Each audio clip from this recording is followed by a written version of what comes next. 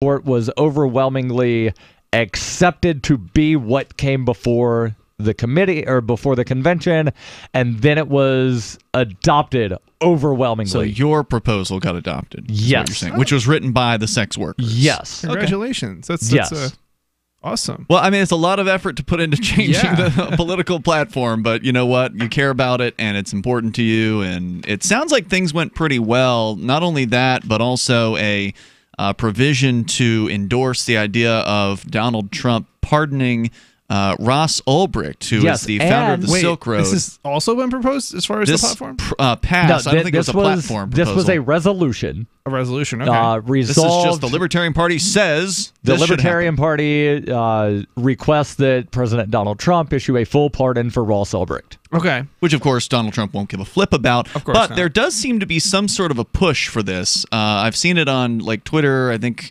Ross Ulbricht Free Ross campaign or whatever is working on this. However you work on getting a president to pardon somebody, right? They're trying that. That's all they have left. With his appeal to the Supreme Court recently being denied, the only hope that he has of walking out of prison a free man is a pardon. Correct. That's a shame. And then something else that I've not seen any reports on was language being stripped from the immigration plank that basically advocated some restrictions on who can come to the country. Ah, okay. So that was really, really good. That was one of the things that I definitely wanted to happen in the platform committee. And the person that wrote that language that was adopted 10 years ago spoke in favor of stripping the language. That's great news. So that person maybe they had a change of heart over time on the issue? No, they realized that the language was being used in a completely opposite manner of what they intended. Well, you read it to me last night or 2 nights ago, and it seemed pretty clear to me that it was not pro-freedom language at all. And I was amazed that it was ever adopted. But hey, the Libertarian Party isn't the party of principle like it should be. Glad to hear that there's a few things that happen that are good news from that convention.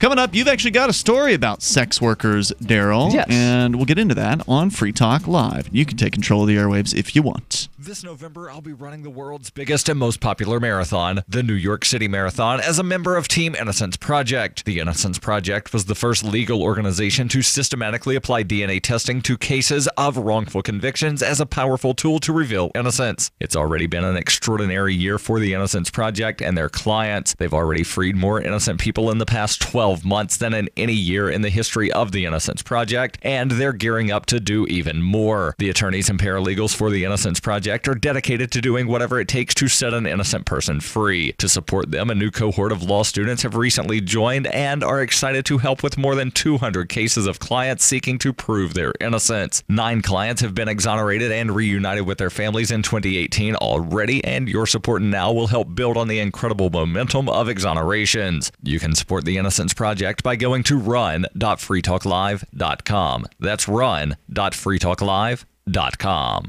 What's more profitable, running your business or doing bookkeeping? Doing your business, of course, but you want to keep your books so that you can maximize your tax savings, right? What if I told you that there's a person that's a bookkeeper, accountant, and law school graduate that's also a hardcore libertarian? My name is Melanie Johnson, and I hate the state. I will aggressively help you to minimize your tax exposure and maximize profits, all while staying within the law. Melanie's your best choice for your taxes and bookkeeping needs. Go to tax.freetalklive.com and check out our website, tax.freetalklive.com. The Bitcoin.com wallet is a simple and powerful full-featured wallet that allows you to send and receive Bitcoin, BTC, and Bitcoin Cash, BCH, with anyone, anywhere in the world. It supports both single and multi-signature wallets and is available in multiple languages. The Bitcoin.com wallet is available on Windows, Linux, Mac, Android, and iOS devices. Use the Bitcoin.com wallet to buy, send, store, and receive both Bitcoin, BTC, and Bitcoin Cash, BCH. Learn more at wallet.bitcoin.com. That's wallet.bitcoin.com.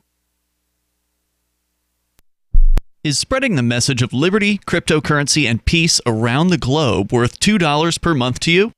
As you may already know, in addition to our internet feed, LRN.FM broadcasts on free-to-air satellite across North and Central America, as well as Sub-Saharan Africa. And we've been available on satellite for free 24/7 since 2010. The LRN.FM free-to-air satellite signal is reaching some of the most oppressive regimes in the world, and there's no doubt our ideas are making an impact. You can learn more about the channel's impact by watching the 3-minute video at fund.lrn.fm.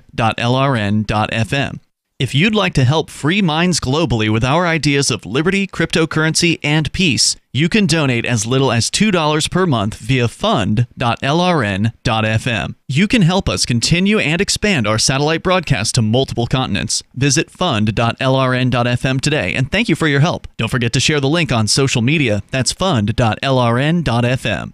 LRN.fm now has a Discord. Discord is a free text and voice chat platform, and we now have our own server with a bunch of channels at discord.lrn.fm. You can join other listeners as they chat about various things during our live shows, or anytime, day or night. Discord software is available cross-platform, so you can have it on whatever device you want and take your chats anywhere. Join our Discord at discord.lrn.fm. That's discord.lrn.fm.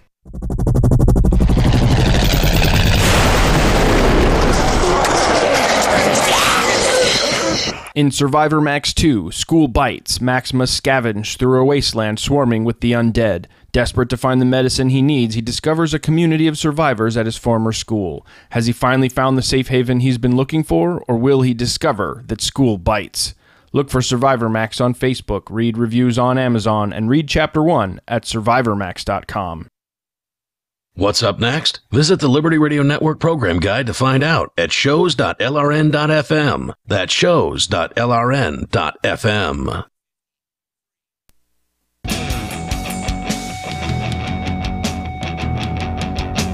This is Free Talk Live. Dial in, toll free, and you can bring up whatever you want. The number here, 855-450-FREE. We're going to get into more about sex workers. They're going to have themselves apparently some sort of a gathering where they're going to discuss principles. And Darryl's got a story about that. We'll share that with you. Also, a lot of libertarians got to know Tom Woods during the Ron Paul campaigns of 2008 and 2012.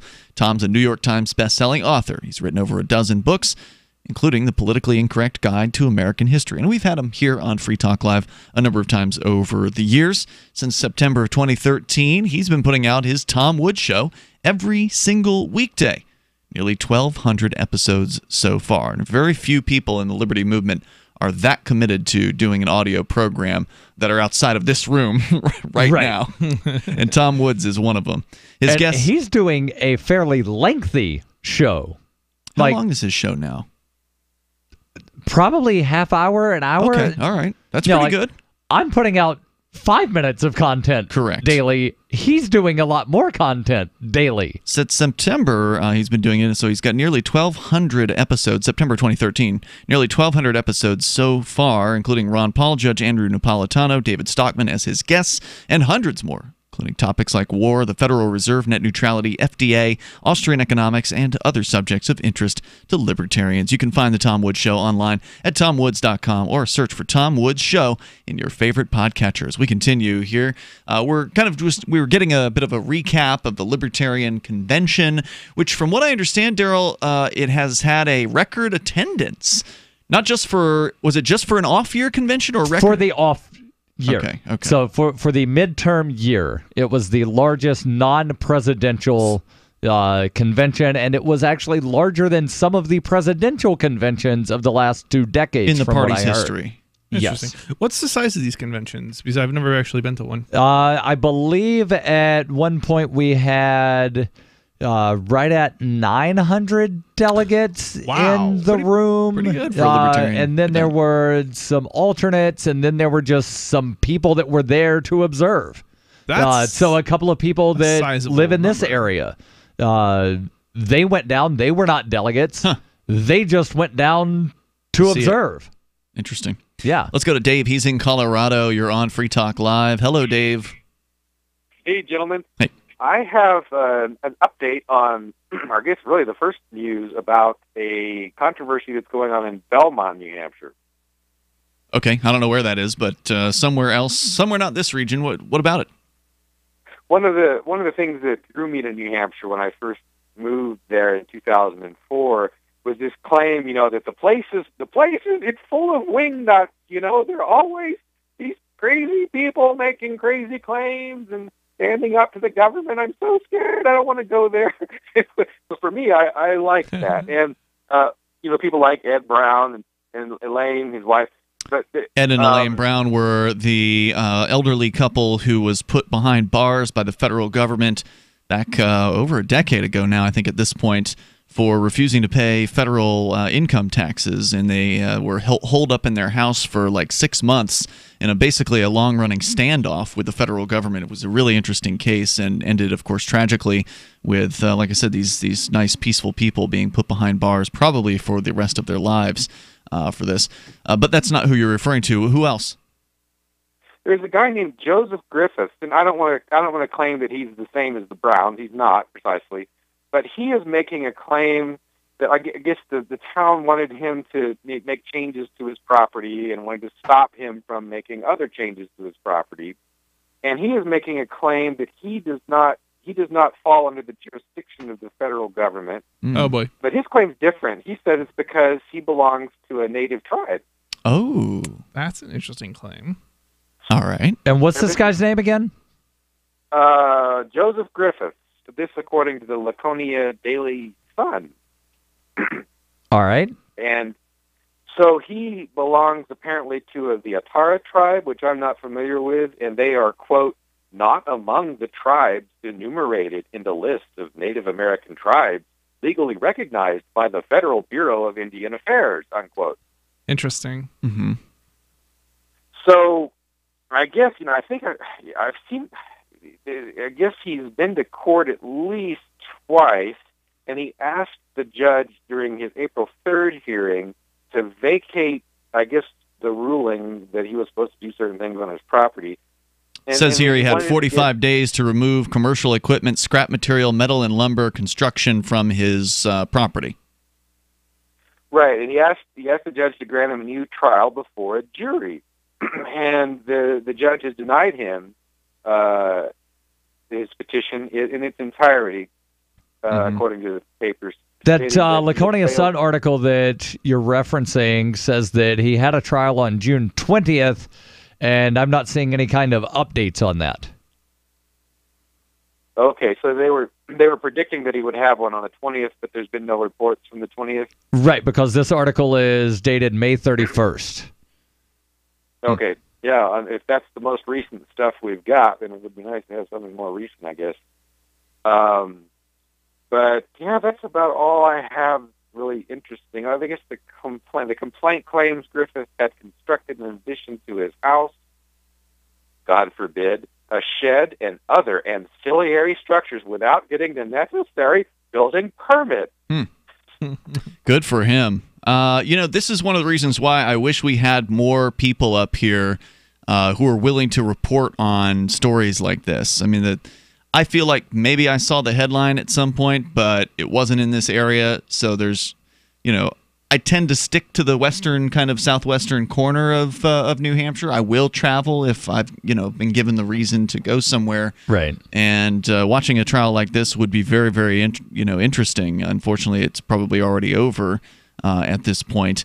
According to the story here, Dave, that is in the Laconia Sun, apparently the town filed a motion in May to have him found in contempt for not complying with the judge's February order. Griffiths objected, arguing the town is, quote, insisting that I submit to a certain class of men.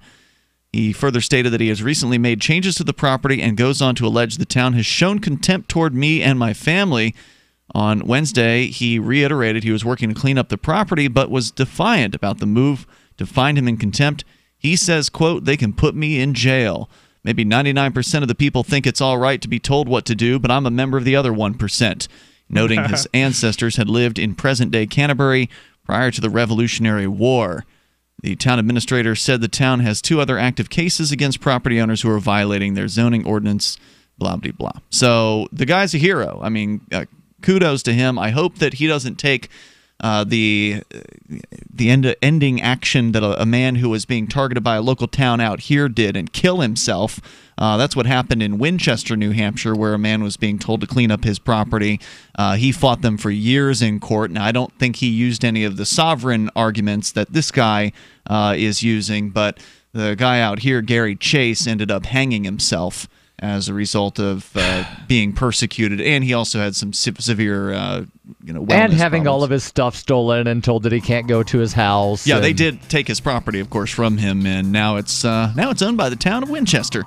Hey, thanks, Dave, for the call. If you hear any updates on this case, definitely let us know. I appreciate it. And we definitely need more people to, back folks like this up. We need more activists across the board, across all of New Hampshire, people who care about liberty. Whether or not you agree with the, sovereign citizen kind of arguments, and I don't want to necessarily put that label on this because he seems to be arguing he's part of an Indian tribe, which is a different approach. It's Free Talk Live. Most of you know that heart disease is the #1 silent killer in the U.S. What if I told you for just $54.95 a month you could fight against heart disease naturally? At Heart and Body Extract, we've been helping thousands of people get back to a healthier heart. Don't just take my word for it. Check out all of the success stories at hbextract.com, or to order, call 866-295-5305. That's 866-295-5305. hbextract.com. Don't risk it when you can take charge of it. If you like alkaline water, or know someone that does, you're going to love the Dylan Living Water Bottle. It creates alkaline water on the go while reducing plastic waste and saving you money. Made with surgical-grade stainless steel, the Dylan bottle increases the pH up to 9 to deliver both alkaline and antioxidant water anywhere you want it. Alkaline water is healthier,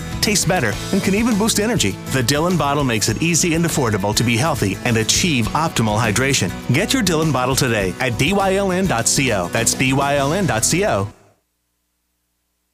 Hi, I'm Derek J. To me, an activist's calling is to actively work to advance a cause.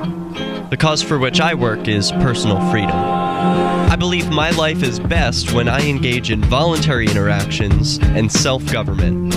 I reject the idea that anyone else has a higher claim to my life or my body than I do. I see people who call themselves the government as a threat to my personal freedom. I realize you may feel differently, but my relationship with the people who call themselves the government is completely involuntary. If Starbucks used some of its money to drop bombs, I wouldn't shop there. So why would I support the American empire? The empire does not require my consent. Derek J's Victimless Crime Spree. Watch it for free and order the Director's Cut DVD at victimlesscrimespree.com. That's victimlesscrimespree.com.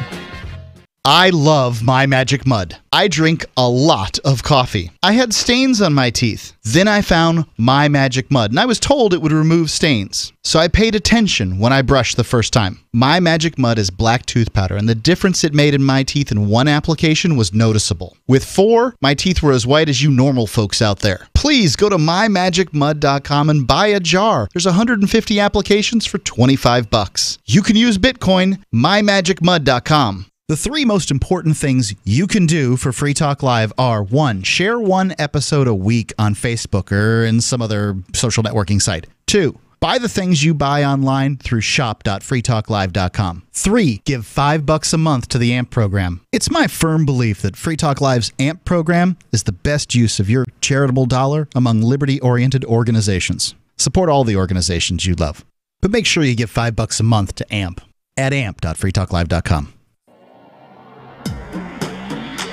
Free Press Publications is an independent, alternative media and publishing company founded in June 2009 with the mission of ensuring a free press for the freedom movement, and is committed to spreading the message of peace, freedom, love, and liberty.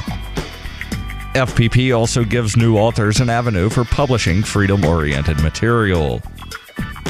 FPP brings you daily news and commentary on the website fpp.cc, as well as a daily 5-minute newscast, FPP Radio News, and weekly news, views, and commentary in the FPP Freedom Minute and Peace, Love, Liberty Radio at fppradio.com, and the monthly newspaper FPP News at news.fpp.cc. Find FPP online at fpp.cc. That's fpp.cc, as in Creative Commons. If you enjoy LRN.FM, please contribute to your favorite shows via their websites and become an amplifier at amp.lrn.fm. That's amp.lrn.fm.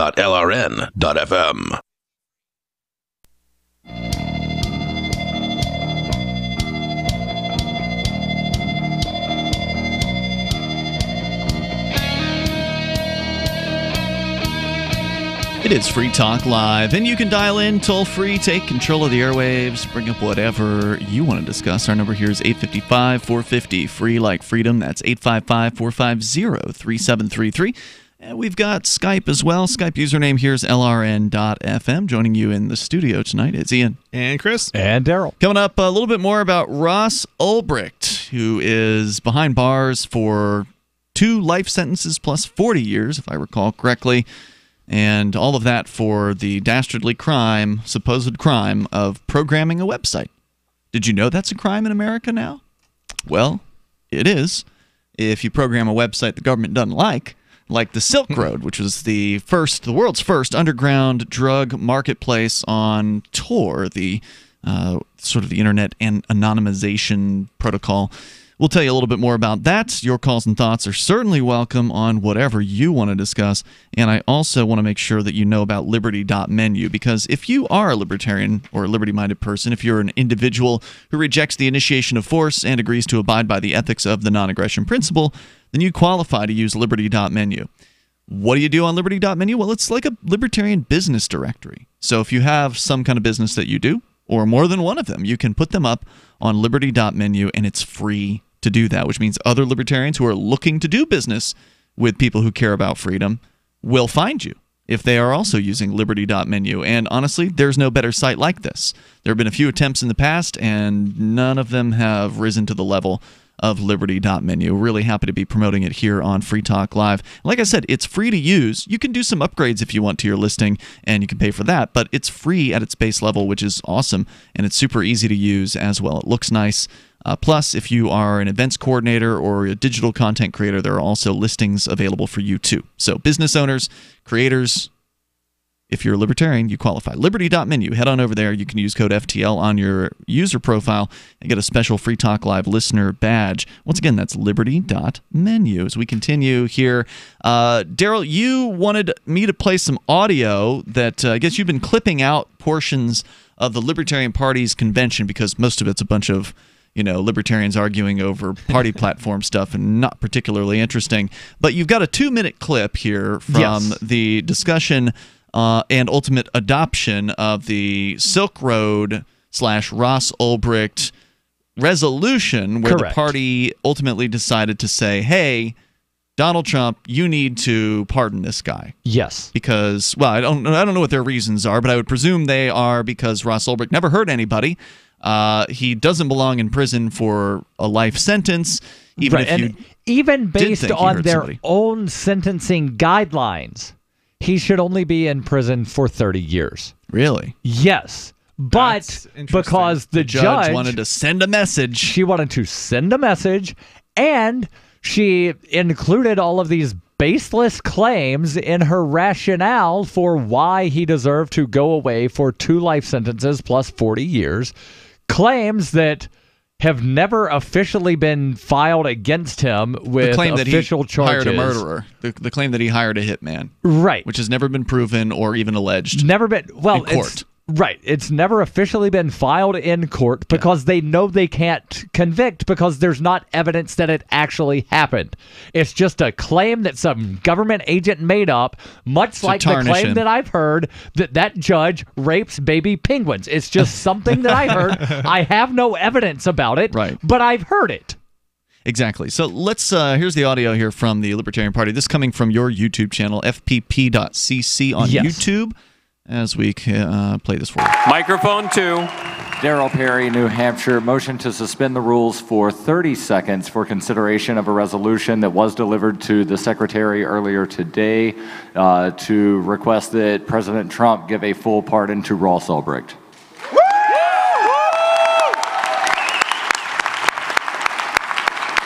Is there any objection? Then the rules will be suspended for us to consider that resolution for 30 seconds. I would like to speak to the motion. Go right ahead. Ross Ulbricht's appeal to the Supreme Court was denied last week.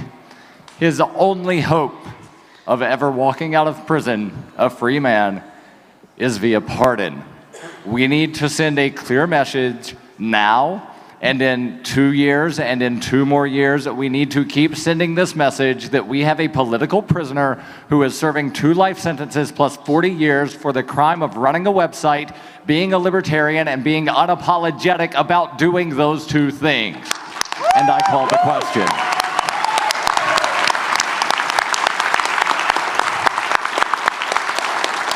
Hearing no need for further debate on the resolution, we will move to a vote. All in favor of the resolution, please say aye. Aye. All those opposed, say no. The resolution and you can passes. Hear a pin drop. Wow. The resolution passes unanimously.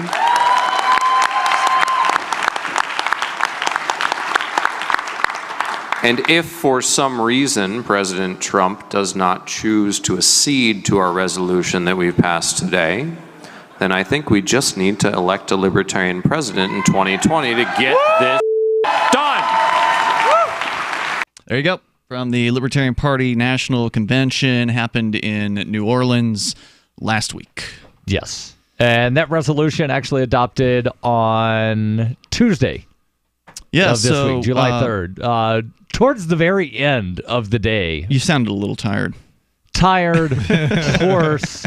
I had not yet consumed alcohol that day. It's a good plan. Yet.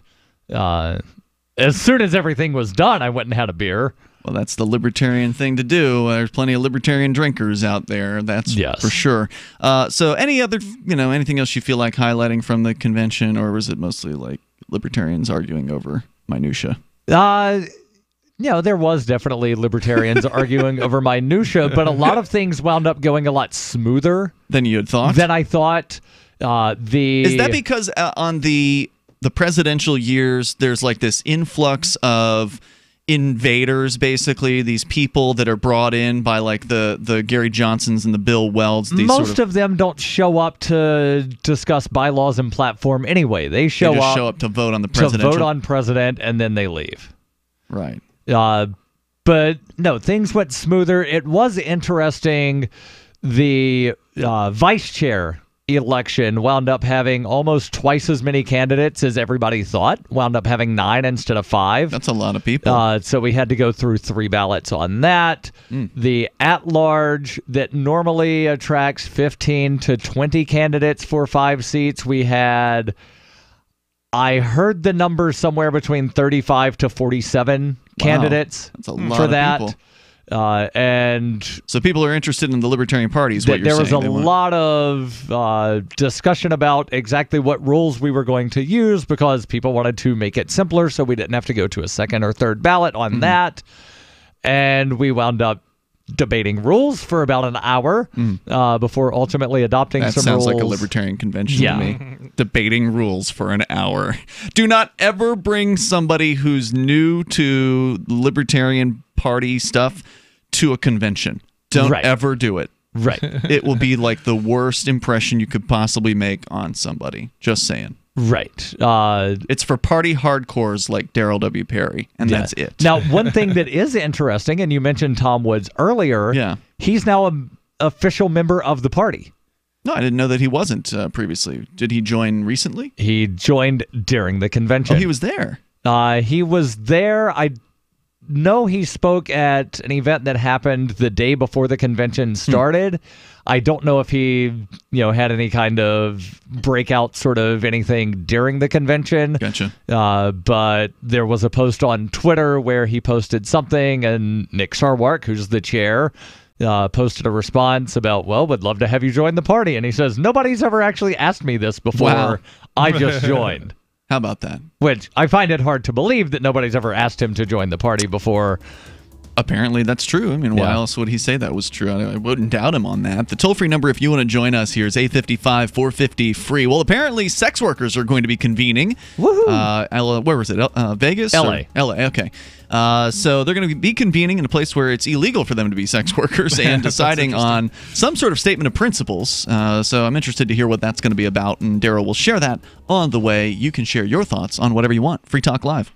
Imagine this is you. You're working late when you get an alert on your smartphone. Your motion-activated Blink security camera picked up something at home. You pop open your Blink app and see the silhouette of a man peering through your kitchen window. The job of a home security system is to help stop crime. Get 3 Blink cams for way less than the other guys, plus an extra 15% off. Visit blinkprotect.com/FTL, like Free Talk Live. Blinkprotect.com/FTL to save 15%. The Bitcoin.com wallet is a simple and powerful full-featured wallet that allows you to send and receive Bitcoin, BTC, and Bitcoin Cash, BCH, with anyone, anywhere in the world. It supports both single and multi-signature wallets and is available in multiple languages. The Bitcoin.com wallet is available on Windows, Linux, Mac, Android, and iOS devices. Use the Bitcoin.com wallet to buy, send, store, and receive both Bitcoin, BTC, and Bitcoin Cash, BCH. Learn more at wallet.bitcoin.com. That's wallet.bitcoin.com. Hello, this is Dr. Bill Deagle, MD of NutriMedical.com, announcing the breakthrough Red Deer Velvet DR. It delivers the protected building blocks of all organs and tissues, allowing your own stem cells as architects and engineers to regenerate you.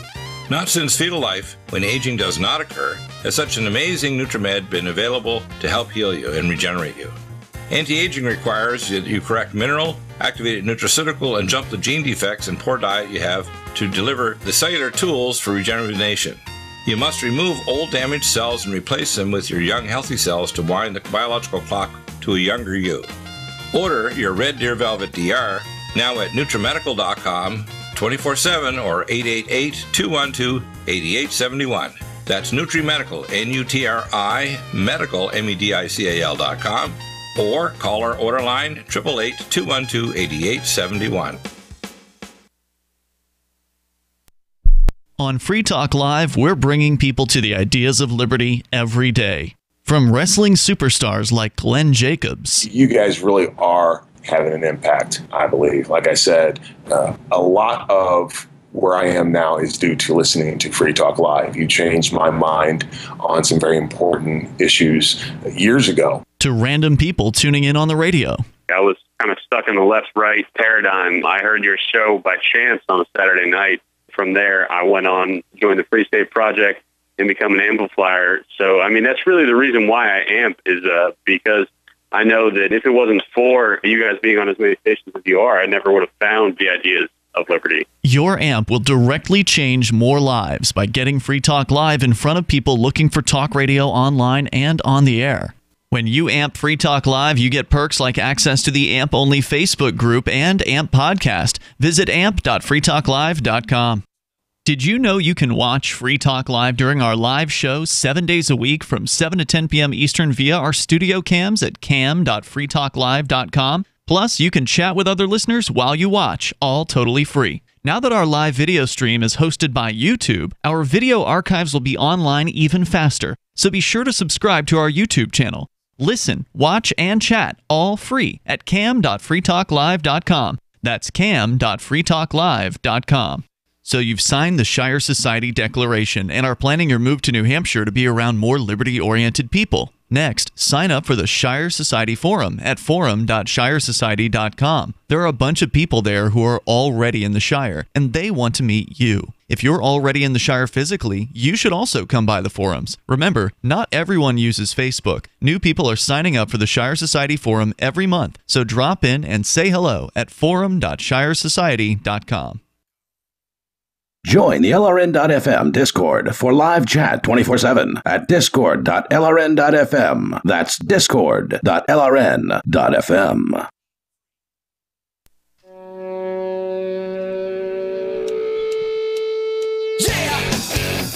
This is Free Talk Live, and you can dial toll-free to join us here on the radio. The number is 855-450-FREE like freedom. Coming up, Richard Branson says the government ought to give out a bunch of free money to people. I'll take it. He's rich, and he knows things about money. Especially if it's his money. So we'll tell you more about that coming up here in moments. With you tonight, it's Ian. And Chris. And Darryl. Darryl, you had a story you wanted to share, I think it was from Reason, about... It is from Reason, yes. Sex workers. This is sort of after the Libertarian Party has recently decided to add a sex work plank to their party platform, supporting the right of people to sell sexual services and buy sexual services consensually. which is great, and that's what they should do, and good for them. And surprisingly, the Green Party did not do this. The Green Party, which has always been one of the progressive lefty parties, right, is actually fairly conservative on this particular issue. So the Libertarians actually the most progressive in the area of taking a public stance in favor of sex work, or in favor of the right to do sex work, as you pointed out, Chris. Correct. Yeah. So anyway, where's the story? What's going on? L.A.? Again, from Reason headline, sex workers meet in Los Angeles to draft statement of principles. And when I first read this, I thought it was about an upcoming meeting. Apparently, they have met not too recently. In late June, members and supporters of Desiree Alliance, a sex worker advocacy organization, gathered in Los Angeles, actually the LA offices of the ACLU, to begin organizing for the legalization. That's the Reason wording, not the wording that would be used by the sex workers, for the legalization of sex work. The event featured nearly a dozen sex workers, including adult actress and LA-based sex work activist Susie Q, who actually wound up coming to New Hampshire to testify in favor of some legislation here. No kidding. Legislation that wound up not passing, but she did come out to testify. I must have missed that one. I don't recall that. Yeah, I don't recall if you were there or... No, you were there. It was on the bill that would have created a commission to study sex work. Huh. And there were a bunch of prudes that showed up saying, like, we shouldn't be studying this. I think the three of us were there. Blah-de-da, because reasons. And some of these people on the commission, and no, the people that the prudes were arguing about weren't actually on the commission. They were just groups that the commission was saying, we would like input from these people. Darryl, were you in that room when that was going on? I was in that room for part of it. I spoke in favor, and then I had to jump out to go to some other hearing. So I was in and out of that room. I was just wondering if maybe Ian wasn't in that room. I don't know, man. Anyway, I thought he was. I thought he was too, But nonetheless, the article says attendees at the meeting drafted a manifesto called the National Sex Worker Anti-Criminalization Principles, which author and escort Maggie O'Neill described as a document designed to provide a working template for a national platform for sex worker rights. In the one-page manifesto, they offered recommendations for both sex workers and those not in the profession. Recommendations include respecting the enterprise and experience of sex workers and allowing sex workers to maintain their own health. But wait, Darryl, I thought all sex workers were sex slaves, and all of them were enslaved to pimps and gangsters who they're just trying to use their bodies to make money and abuse them, and they're slaves. No, that's what people want people to believe, but that is not at all true at all.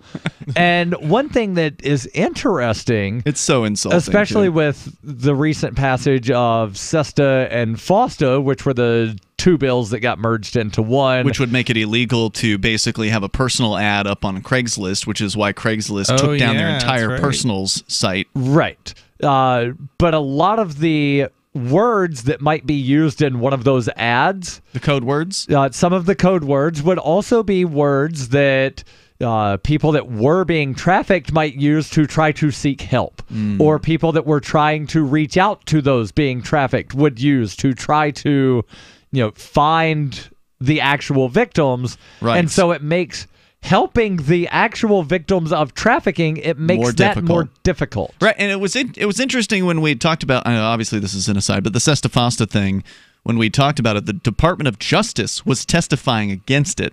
They were using that point. The Department of Justice was saying, no, don't pass this. This is going to make our work more difficult. The work of actually finding the victims of sex trafficking, because if you can't post any personals at all anymore, then you can't, if an investigator's looking through the personals on Craigslist, when they could do that, they can't now, but they might see a picture with like a tattoo and be like, oh, that's a person who is missing. That's a person who was, kidnapped, and now we know that that person's working in this area, and we can put a, response into the ad and set up a sting. They might also be able to notice some of the background of, wait a second, Yeah. Those curtains appear to be the curtains of this specific hotel. Right. Or that, the other thing. And then, like tie things together. But now, because nobody's posting personals anymore and these sites have completely taken down, I mean, they wiped out the personal section on Craigslist. There may be like maybe they're still on there somewhere, like deep in some category somewhere, but I imagine they're going to try to wipe that stuff out when they come across it. So now they can't. I mean, it was amazing to see the Department of Justice saying, don't make more things criminal, right? Because normally they want more criminal things so they can prosecute more people and make themselves look better. Right. But in this case, they actually seem to understand that this would be a bad thing. You know what it is? I think it's they've already got so many laws on the books that they just don't need more, right? Like it's well, they can always hire more bureaucrats. Well, sure, but like no. So it gets to a point where the Sesta Fosta thing wound up saying if 5 or more people post on a particular website something that is construed as prostitution, the operator of the website is guilty of sex trafficking, which means that the website would then be seized, taken down, which makes it harder for the Department of Justice to actually be able to find victims of sex trafficking because they can't look at ads online anymore. So website operators are erring on the side of caution, right. And they're just saying, well, we don't have the time or resources to go through every single advertisement being posted on this site, so we're just going to go ahead and shut it down completely rather than risk going to prison if 5 potential prostitution ads slip through. Because as you were saying, Darryl, there's all these code words that the prostitutes will use. So they're going to put a personal ad up, but it's got certain words in it that indicate to people who are looking for prostitution that this isn't roses. Yeah, that this isn't 100 kisses. This is to me is a free speech issue, and I don't understand how they can, how is it that we're supposed to have this constitutional right to speak, right? Keyword there, supposed to have. Yeah. Right. I mean, well, this is right along with what happened with Ross Ulbricht, right? Because they punished Ross for creating a website where people spoke, right? Where people spoke that they wanted to buy or sell things that might have been illegal in the case of the Silk Road, and they punished him for that. In the same way that they're punishing the people who are now running these personals websites. They shut down Backpage. Those guys are all prosecuting. That was before it even passed. Correct. It was after it passed, but the week before it got signed into law. Right. Okay, fair enough. Yeah, I mean... well, they passed this as retroactive. The Sesta Fosta thing is supposed to be able, which is completely unconstitutional. If you have ever done this thing ever, it might not be, but a court hasn't declared that yet. Yeah. They haven't made a decision on an individual case, but they have decided. I mean, it's ex post like it facto. says in the Constitution, you can't do ex post facto, but again, I mean, I agree with you that they're going to do whatever hell they want. Yeah, exactly. They're going to do exactly what they want until they get challenged on it. Until they get challenged, and even after, they're going to still do what they want, and they're going to each time they take it to court. You can just challenge on them every time, right? Well, that's exactly how it works. You have to challenge them on it every time because otherwise they're going to not follow the law. Yep. And we know they do it regularly. If you don't challenge something, well, they get away with it. Right, and it's such But even if you do challenge it, but you don't, challenge it in the correct manner. Right. Yep. Yeah. Then they just say, well, your challenge is void. Oh, yeah, you mentioned the Constitution during the trial, but because you didn't file this motion to say that you were going to mention this, then therefore it's a fleeting use, and therefore you didn't really say it. And the Sesta Fosta thing did pass. In fact, it passed shortly after we had discussed it, because when we were talking about it, it was on Trump's desk for a signature, and he did indeed sign that. I found that out later on after having a discussion with a lady that... I was just trying to say, before it came into law. Before it became into force, right? So, right, they were prosecuting Backpage from before that. Right. That's true. So, but the scary, thing here is the chill on the free speech, the chill on whatever semblance of free speech we had left here, by saying that anybody who's running a website that has these 5 alleged prostitution articles posted to it, technically that could apply to anybody running a forum. Yep. To anybody where, there's no real moderation as far as, hey, we've got a place where you can go put comments on. Right, and Reddit has already removed certain subreddits because of this. I bet they have, and that's scary. The toll-free number here is 855-450-FREE like freedom. That's 855-450-3733. More about the sex workers meetup coming up here and what they decided. It's Free Talk Live. I tried other brands, but I came back to my Sunshine. For the best hot or cold pain relief, get the best. Get a Sunny Bay heating pad. Sometimes life can be a pain in the neck, or back, or shoulder. And the best relief for that pain is a Sunny Bay heating pad. Did you know that the American College of Physicians said that one of the best ways to treat muscle pain is heat therapy? Sunny Bay heating pads are handmade with high quality, can be used at home or at work, and have a lifetime 100% positive rating on both Amazon and Etsy. Why take another pill? Many people use our Sunny Bay heating pads alone and got rid of the neck pain. Long-distance travel or long hours in front of a computer can take its toll on your body. Our homegrown small business tries to help people just like us. That's why we design and test our handmade products with great care before we introduce them to the public. You can easily find Sunny Bay heating pads on Amazon. Just go to Amazon.com and search for Sunny Bay heating pads. The new 4th edition of Healing Our World, The Compassion of Libertarianism will take your understanding of liberty to a deeper level and has over 1,300 updated references, new cartoons, and a foreword by Dr. Ron Paul. With discounts for multiple book purchases, the 4th edition of Healing Our World is a great gift for the liberals, pragmatists, environmentalists, and Christians in your life who think libertarianism is cold-hearted. Get yours today at healing.freetalklive.com and use promo code FTL for a $5 discount. Did you know we've taken our LRN.FM telephone listen line to a new level with the LRN.FM audio on-demand line? Now you can call 712-770-8447 anytime and listen to LRN.FM's live feed. And you can listen to a bunch of our original shows on demand. Long-distance fees may apply. Just dial 712-770-8447 and choose from the menu. 712-770-8447. You're listening to the live edition of Free Talk Live. Hour number 2 is next, after the news, here on the Liberty Radio Network at LRN.FM. From Keene in the Shire, the Liberty Media capital of the world, this is Darryl W. Perry, host of FPP Radio News for Friday, July 6th, 2018. Silver is trading at $16.03 per ounce. Gold is valued at $1,256 per ounce. Zen Cash is trading at $18, and the average price of Bitcoin is $6,575.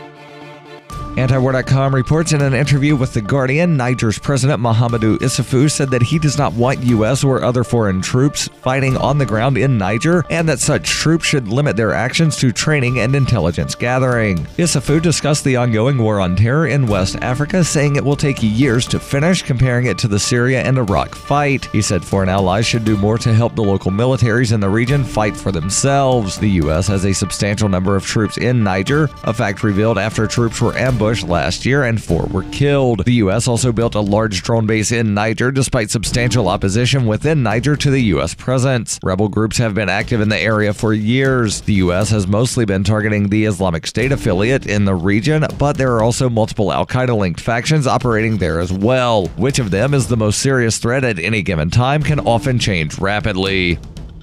You can support FPP Radio by joining the Fans program. Fans are friends, allies, and numerous supporters. Fans help FPP afford to produce more original content. You can join the Fans program for as little as $1 per month through Patreon and get perks like ad-free versions of FPP Radio News and Peace, Love, Liberty Radio. To learn more or to join the Fans program, visit fans.fppradio.com. That's fans.fppradio.com. UPI reports a wildfire in Northern California's Yolo and Napa counties grew to 86,000 acres, and another in Lake County came under 92% containment, according to fire officials on Thursday. The county fire was 86,000 acres, nearly 3 times the size of San Francisco as of noon Thursday. The fire, located east of Lake Berryessa, was 30% contained, according to CAL FIRE. CAL FIRE said 3,475 firefighters were working to build containment lines around the blaze. They were hampered by steep and inaccessible terrain. contain. The fire, which started Saturday, had caused no injuries, deaths, or damage to structures, though CAL FIRE said it poses danger to about 990 structures. Officials expect increasingly warm temperatures and dry weather this weekend that could spur fire growth. Meanwhile, the Pawnee fire to the northwest was 15,000 acres and 92% contained as of 9 a.m. Thursday. The Lake County Sheriff's Department lifted all evacuation orders associated with that blaze. The wildfire, which started June 23rd, left one person injured and 22 structures destroyed. CAL FIRE said burning conditions trended downward, but warming and drying conditions Friday could spur growth. Born into a devastating world and raised among the crowd, the Cloudwalker assumes a new identity and begins the unrelenting quest for truth. In this epic journey, he discovers dark secrets about aspects of his previous life that he once trusted. Through the Journal of the Cloudwalker, he shares both the traumatic hardships and the eternal beauties of his experiences. Fueled in the beginning by his unsettling thoughts and emotions, he learns how to find peace with everything he has woken up to. Dear Society by the Cloudwalker is available from Amazon.com and all major bookstores.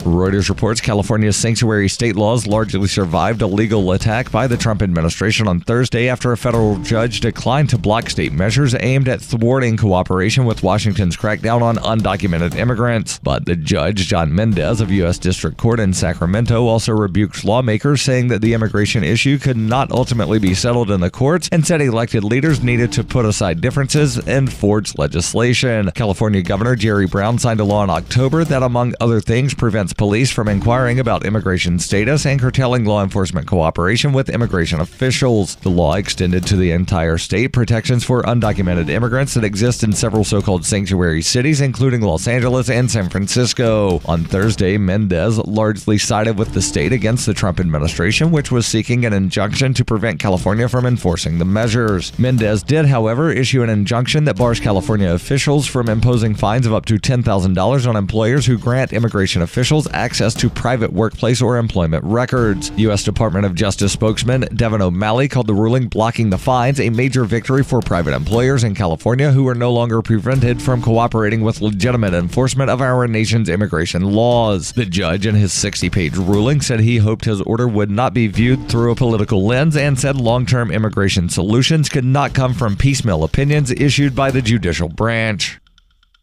This has been FPP Radio News. Online at fppradio.com. This is the Onion Week in Review, pushed to the breaking point after constantly being taken to task without ever hearing a word of thanks for what it does around here. An overwhelmed and infuriated nation announced Wednesday that it was trying, okay? Jesus Christ. A poll of the American populace revealed that 33% felt they were doing pretty damn well, all things considered, while another 28% just wanted 2 measly minutes without somebody breathing down their damn neck. A group of female friends spent a raucous night on the town Thursday, validating the living shit out of each other. You're the most talented person I know. Eyewitness reports say the women absolutely went to town on a session of non-judgmental reassurances. Last night was crazy. I don't even remember half the uplifting things I said to Karen. We've always been the kind of group that listens hard and consoles even harder. And in other news, a group of semester at sea students steal an anchor for their dorm room. A 5-year-old wants to be an overworked Haitian nanny when he grows up, and every group of friends at a karaoke bar ruins every other group's night. This is the Onion News Network.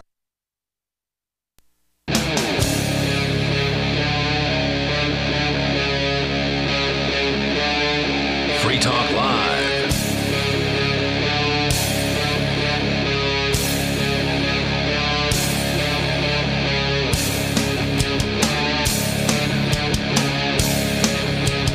It is Free Talk Live, and we're launching into the second hour of the program. As always, you can join us here. The toll-free number is 855-450-FREE, like freedom. That's 855-450-3733. We do have Skype at Skype username LRN.FM. That is another way for you to get on the air with us. And in the studio, by the way, it's Ian. And Chris. And Darryl.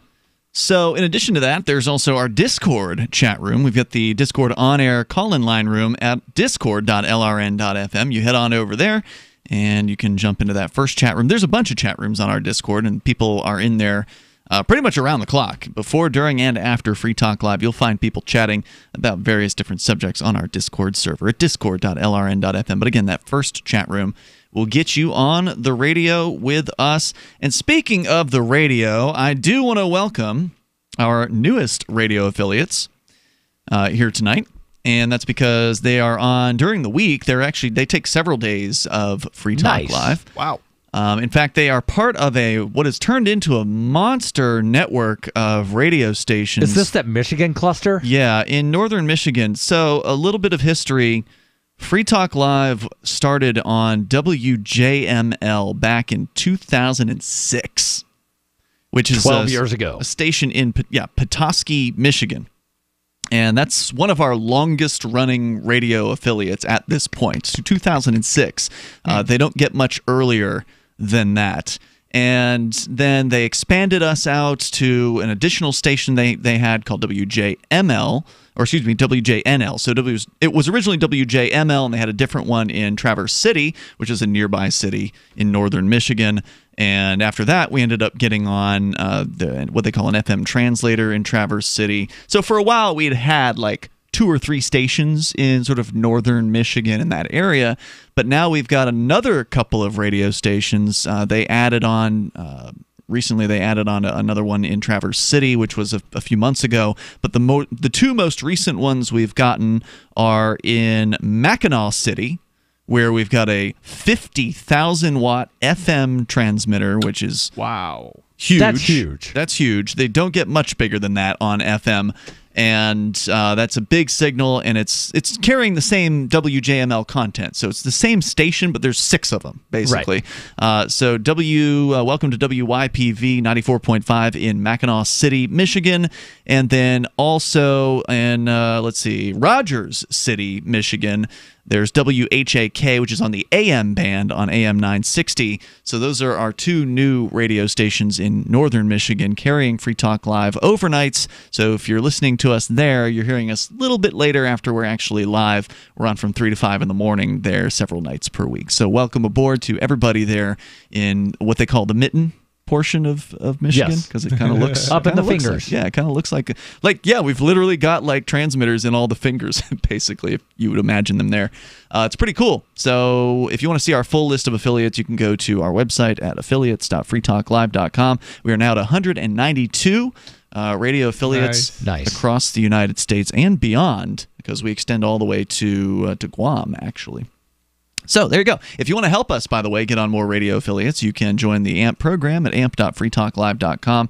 It costs $5 a month. You get cool perks like access to the AMP-only chat rooms. I actually just had an amplifier send me a message, I think earlier today or maybe late last night, on our Discord chat saying, hey, how do I get access to the AMP chat room? I said, well, just send me your AMP email address, because I want to make sure that it's a real person who's actually an amplifier of the show.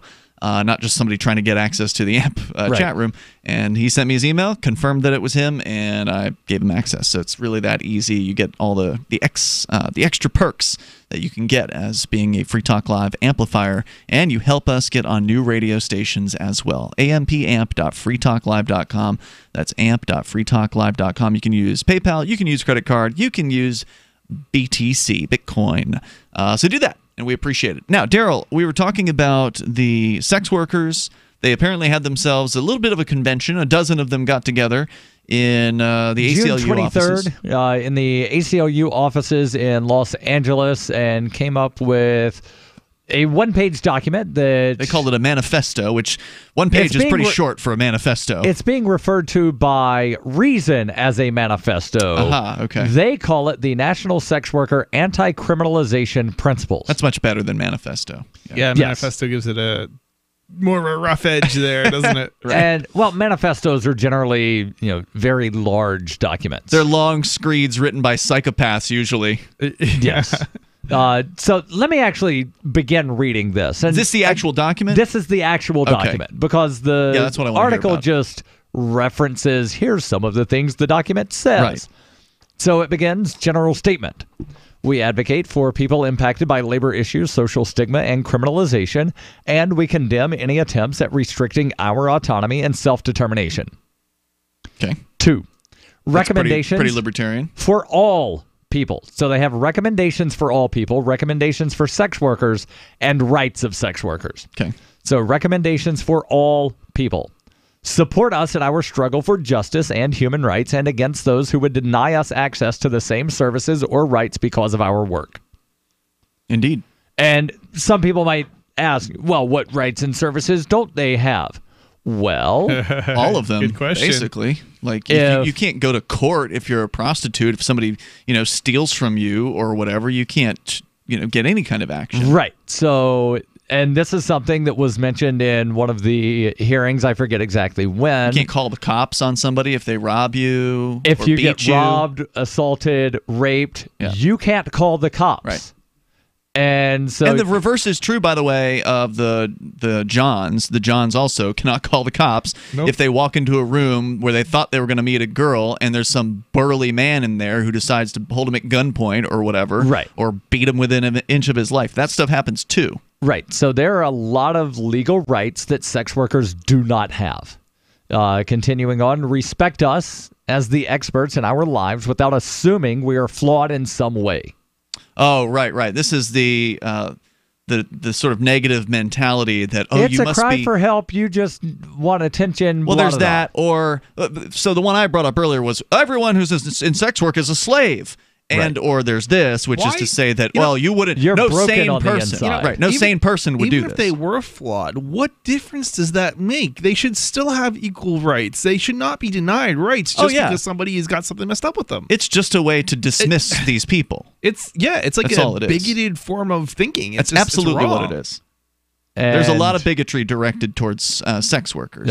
Number 3 on this list, or letter C, as they have it here, under recommendations for all people, sort of a follow-up to B, is we do not want punitive intervention.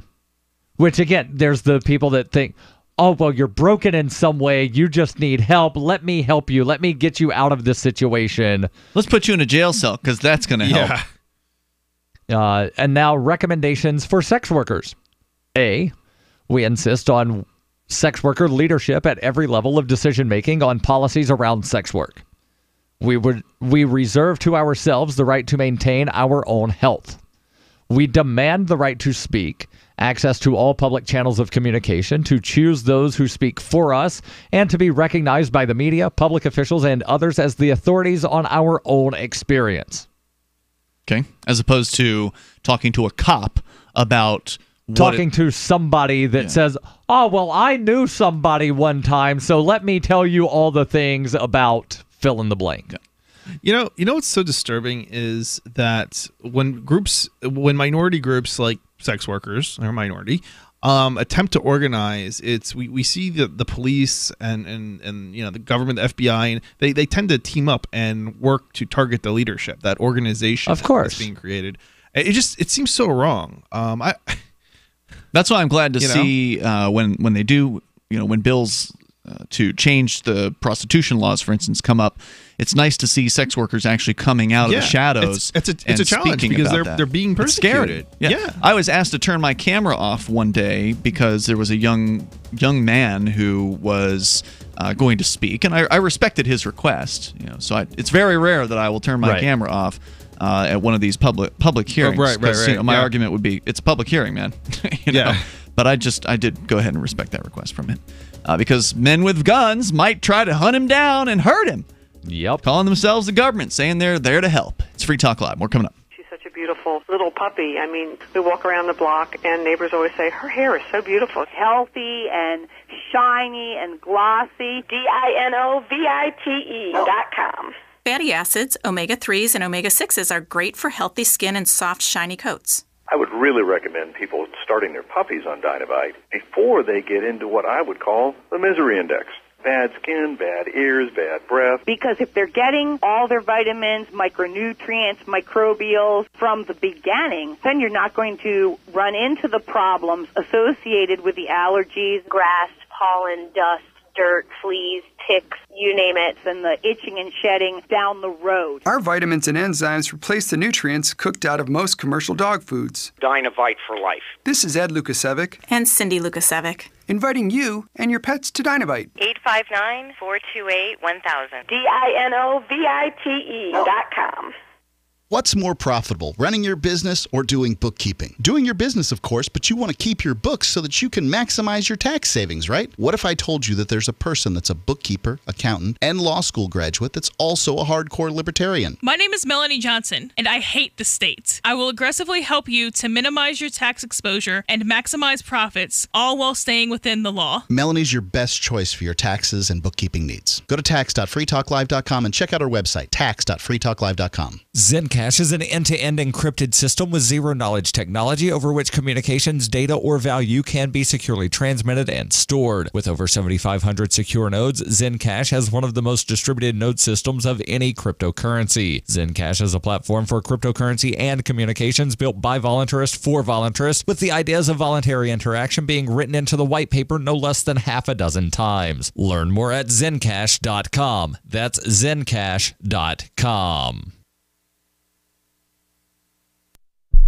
The Free State Project has reached its goal of 20,000 liberty lovers who've pledged to move to New Hampshire and get active to achieve liberty in our lifetime. Perhaps you're trying to figure out what part of New Hampshire should be your destination. If so, consider Keene. You'll find more than 150 reasons to move to Keene at move.freekeene.com. Keene is famous for its historic, publicity-generating activism, as well as being the liberty media capital of the world. It's home to freekeene.com, New Hampshire's destination for liberty activism, news, and opinion. For years, we've been compiling over 150 reasons to move to Keene at move.freekeene.com, where you'll learn about some of what's happening here and what makes Keene a great place to live. If you love liberty, you'll probably enjoy anywhere you end up in the Shire. But do your due diligence first. Please visit move.freekeene.com for the full list of over 150 reasons to move to Keene. That's move.freekeene.com.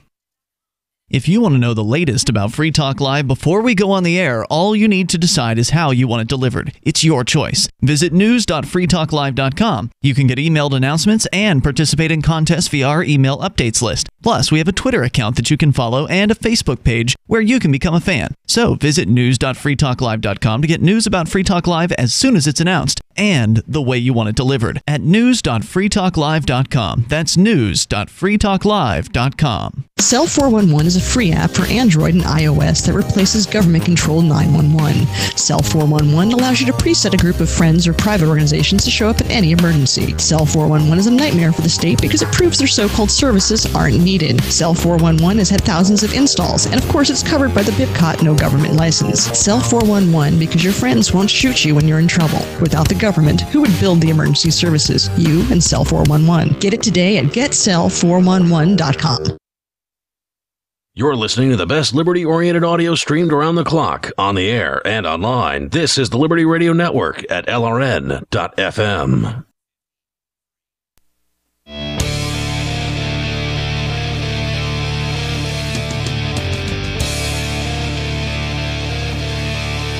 It's Free Talk Live. You can dial in toll-free, take control of the airwaves, bring up whatever's on your mind. We're talking about sex workers and a resolution that they got together to pass, basically, a statement of principles.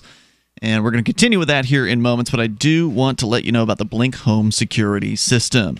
Whether it's your home or a small office, the Blink Home Security System is going to do a great job of keeping you apprised of things that go on. So what you do is you get your Blink Security System at blinkprotect.com/FTL, and that way you save 15%, because why not?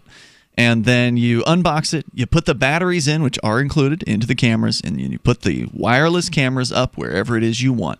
Don't got the right angle? No problem. Just move it. They're wireless, so you don't have to keep rerunning cable or drill any holes in the walls or anything like that. It's super easy to set this thing up, and it's all configured via a Wi-Fi-enabled device like a tablet or a smartphone. It really is super easy. I've done this, and you can try it for yourself at blinkprotect.com/FTL. That gets you the 15% off deal, blinkprotect.com/FTL, like Free Talk Live. As we continue with you in the studio tonight, you've got Ian. And Chris. And Darryl. All right, so Darryl, you've got more of this statement from a dozen sex workers who came together, some, I guess, you would call them leaders in their industry because they are basically leading at the forefront of being willing to actually come out of the shadows and speak publicly about this particular business. Correct. It is a business that should be respected. They touch on that, I think. Yes. That their choices should be respected, that they're not slaves. They're not doing this because they're damaged individuals. Some of them may be damaged, but, that's another story. Right. But I don't even know what that means. By default, people have emotional damage. People have all kinds of issues. You do understand what emotions are, right? I agree that people have issues, but to call them damaged, it just seems like, I don't know, the choice of words. Yeah, I see what you're saying there. Like I said, to me, it doesn't matter what their damage is. They can make whatever choices they want to. Some people had things happen to them as kids, and they sort of carry baggage with them. Let's use the term baggage in that case on into adulthood, and it can affect how they make choices in their lives. Right. It causes bad coping mechanisms, shall we say? Yeah. Some people deal with it by drinking heavily. Other people deal with difficult childhood, or can even happen in adulthood, right? Where with bad relationships or whatever. Really, the question is whether or not somebody holds on to a grudge. And in fact, I've actually got a video that's sort of related to forgiveness, which we might get into here in a little bit, that I think we can tie this into. But let's continue on with the list of... Right. So we covered the recommendations for all people, the recommendations for sex workers, and now they talk about the rights of sex workers. And they have 4 of them. To make our own sexual and relationship choices without others invalidating our consent. And this is a big one, because a lot of people believe that it is impossible to rape a sex worker. Okay. That's crazy. Any thoughts? I see the wheels turning in your head. Why would it be impossible to rape a sex worker? I mean, if you have sex with somebody who doesn't cooperate, doesn't agree to have sex with you, the belief that's is, because they have sex with a bunch of people, then they'll just have sex with anybody. I could see where it's a harder argument, but I don't necessarily see how you could make any kind of declaratory statement saying it's not rape just because because you understand consent, right? And the people that say that, yeah, she has sex with a bunch of people, and she had sex with you, so therefore not rape.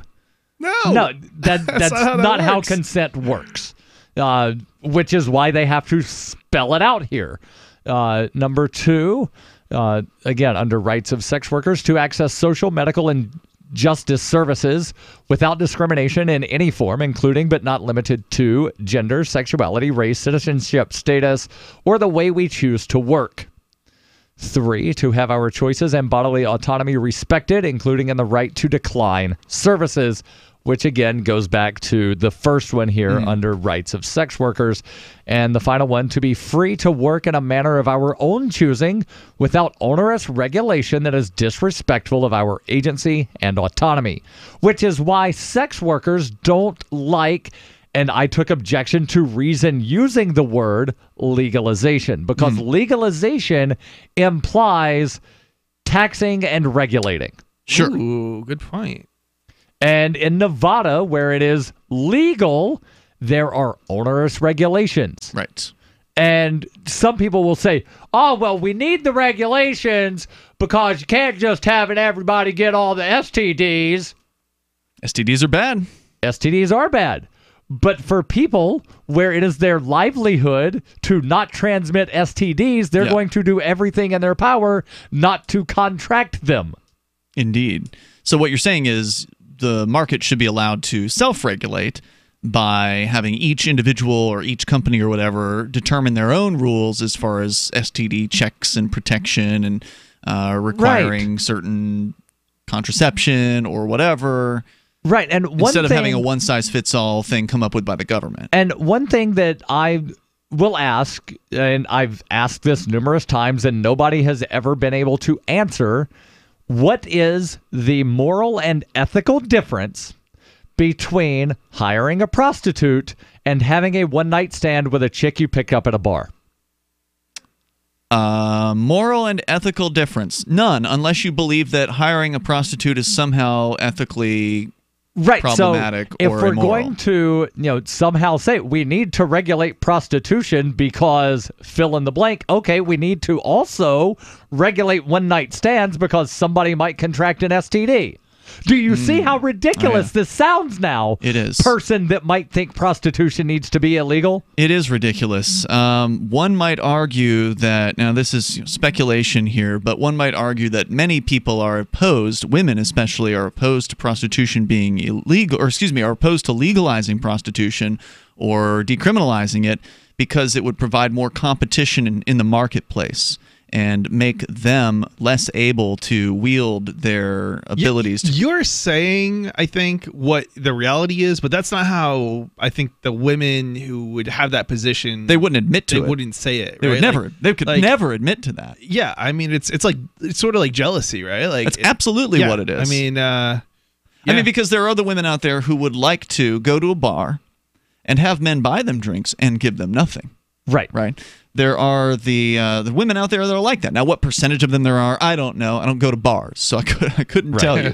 But they do exist. And I'm not saying the reverse isn't true, but it mostly is, right? Because it's probably like 10% of the population. Because women have an easier time having sex than men do, obviously, and the more attractive they are, the easier a time they have, and then therefore the more easy a time they would have taking advantage of men who are interested in having sex by having them buy them a bunch of free stuff and then ultimately never even letting them in the front door, so to speak. So if prostitution, or the back door.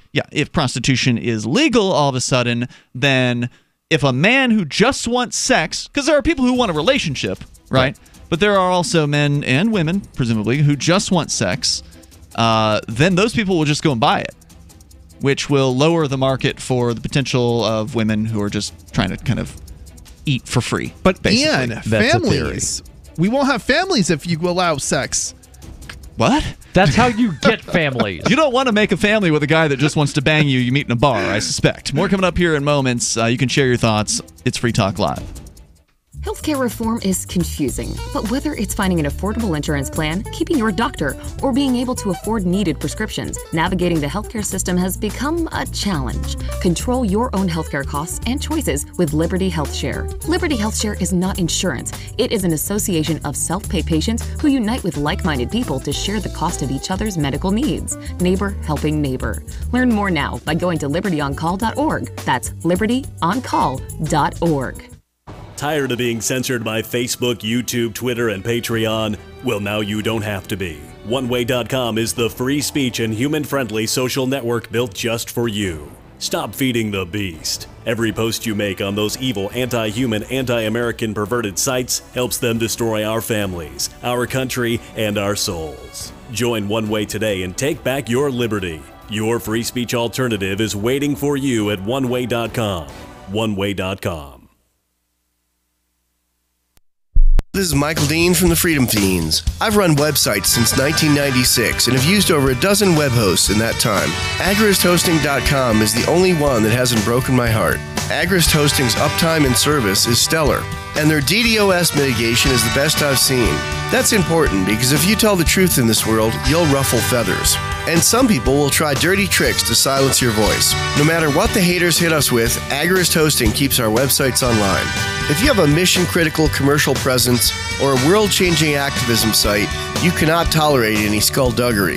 So go with agristhosting.com. Have a WordPress or blog site, but you're not satisfied with performance or uptime? Or just want raw hosting? Want to pay with Bitcoin? Agrist Hosting specializes in high-performance hosting with personalized service. Go to agristhosting.com and click on the button that says Get Hosted. That's agristhosting.com. We've all heard about blockchain assets like Dogecoin, Ether, and Ripple. Bitcoin isn't the only player in the blockchain game any longer. And for those of us wondering how to get our hands on these digital assets, finally, there's a solution. Shapeshift.io allows you to buy and sell between your digital assets and Bitcoin instantly between your own digital wallets. I've used it with ease. Shapeshift.io. There's no account or email address needed. You send them the crypto you want to sell. They send back the crypto you want to buy. It's that easy. Shapeshift.io. Some of you asked, and now we've delivered. LRN.FM's live Keene, New Hampshire studio shows are now streamed in HD on Twitch. Visit our channel at twitch.lrn.fm and give it a follow. If you have Amazon Prime, you get 1 free subscription on Twitch. If you use it on our channel, Twitch will give LRN.FM a monthly piece of your Prime subscription cost. So please watch, follow, share, and subscribe to twitch.lrn.fm. That's twitch.lrn.fm. Is spreading the message of liberty, cryptocurrency, and peace around the globe worth $2 per month to you? As you may already know, in addition to our internet feed, LRN.FM broadcasts on free-to-air satellite across North and Central America, as well as Sub-Saharan Africa. And we've been available on satellite for free 24/7 since 2010. The LRN.FM free-to-air satellite signal is reaching some of the most oppressive regimes in the world, and there's no doubt our ideas are making an impact. You can learn more about the channel's impact by watching the 3-minute video at fund.lrn.fm. If you'd like to help free minds globally with our ideas of liberty, cryptocurrency, and peace, you can donate as little as $2 per month via fund.lrn.fm. You can help us continue and expand our satellite broadcast to multiple continents. Visit fund.lrn.fm today, and thank you for your help. Don't forget to share the link on social media. That's fund.lrn.fm. Do you love Twitter? Make sure you favorite the LRN.FM Twitter account so you can receive our tweets at twitter.lrn.fm. That's twitter.lrn.fm.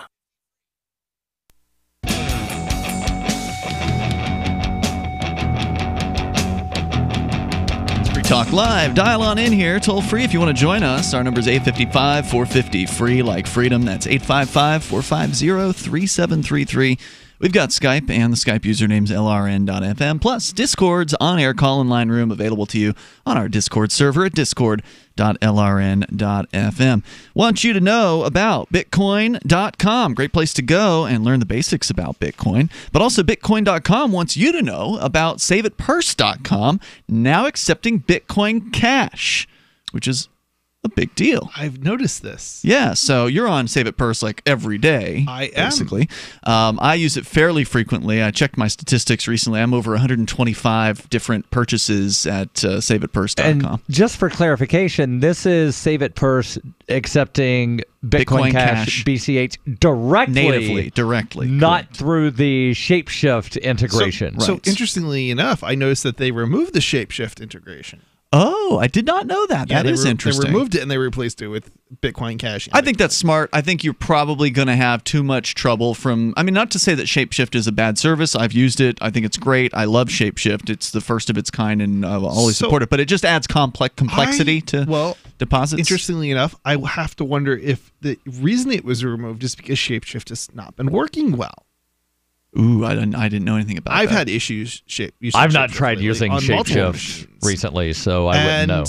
I don't know, but I'm curious if that is. Well, there are issues something more behind it. Whether it's working well now or not, there are issues with it often enough to where somebody else, if somebody sends the money, sends their crypto to the wrong address or whatever, just having that extra step in the process just adds complexity. So it makes sense to just go with keep it simple, use Bitcoin or Bitcoin Cash, and that's what they're doing now. So over at SaveItPurse.com, for listeners that aren't familiar, it's a website that allows you to get significant discounts from the products you buy on Amazon. Now, Chris, you run ThinkPenguin.com. I do. That is a Linux privacy-based hardware provider, basically. Yeah, we sell the hardware for Linux systems. And there's some stuff that you buy for your business, like business supplies, through Amazon. Yes. And why wouldn't you want to save 20% on every single purchase that you make for those things? You do. Yeah. What do you typically set your discount at? 20, 25? Okay, so if you want it instantly, I would say just like 18%, and instantly I would say within like a day. Yeah. If you want, like, if you can wait, a couple of days, do 28%. Okay. That's a pretty safe bet. Yeah. If you're real patient, the higher the discount you can get. Basically. Yeah. If it's over 200, I would say go lower. If it's under 200, then you're good to go. Yeah, you're going to get it. Yeah. I've noticed no matter what, it seems like if I'm at 20%, I'll get it snatched up within a day, typically. It's very rare that it'll go longer than a day at 20%. So you get these huge discounts through with the things you want to buy on Amazon through saveatpurse.com. That's saveatpurse.com.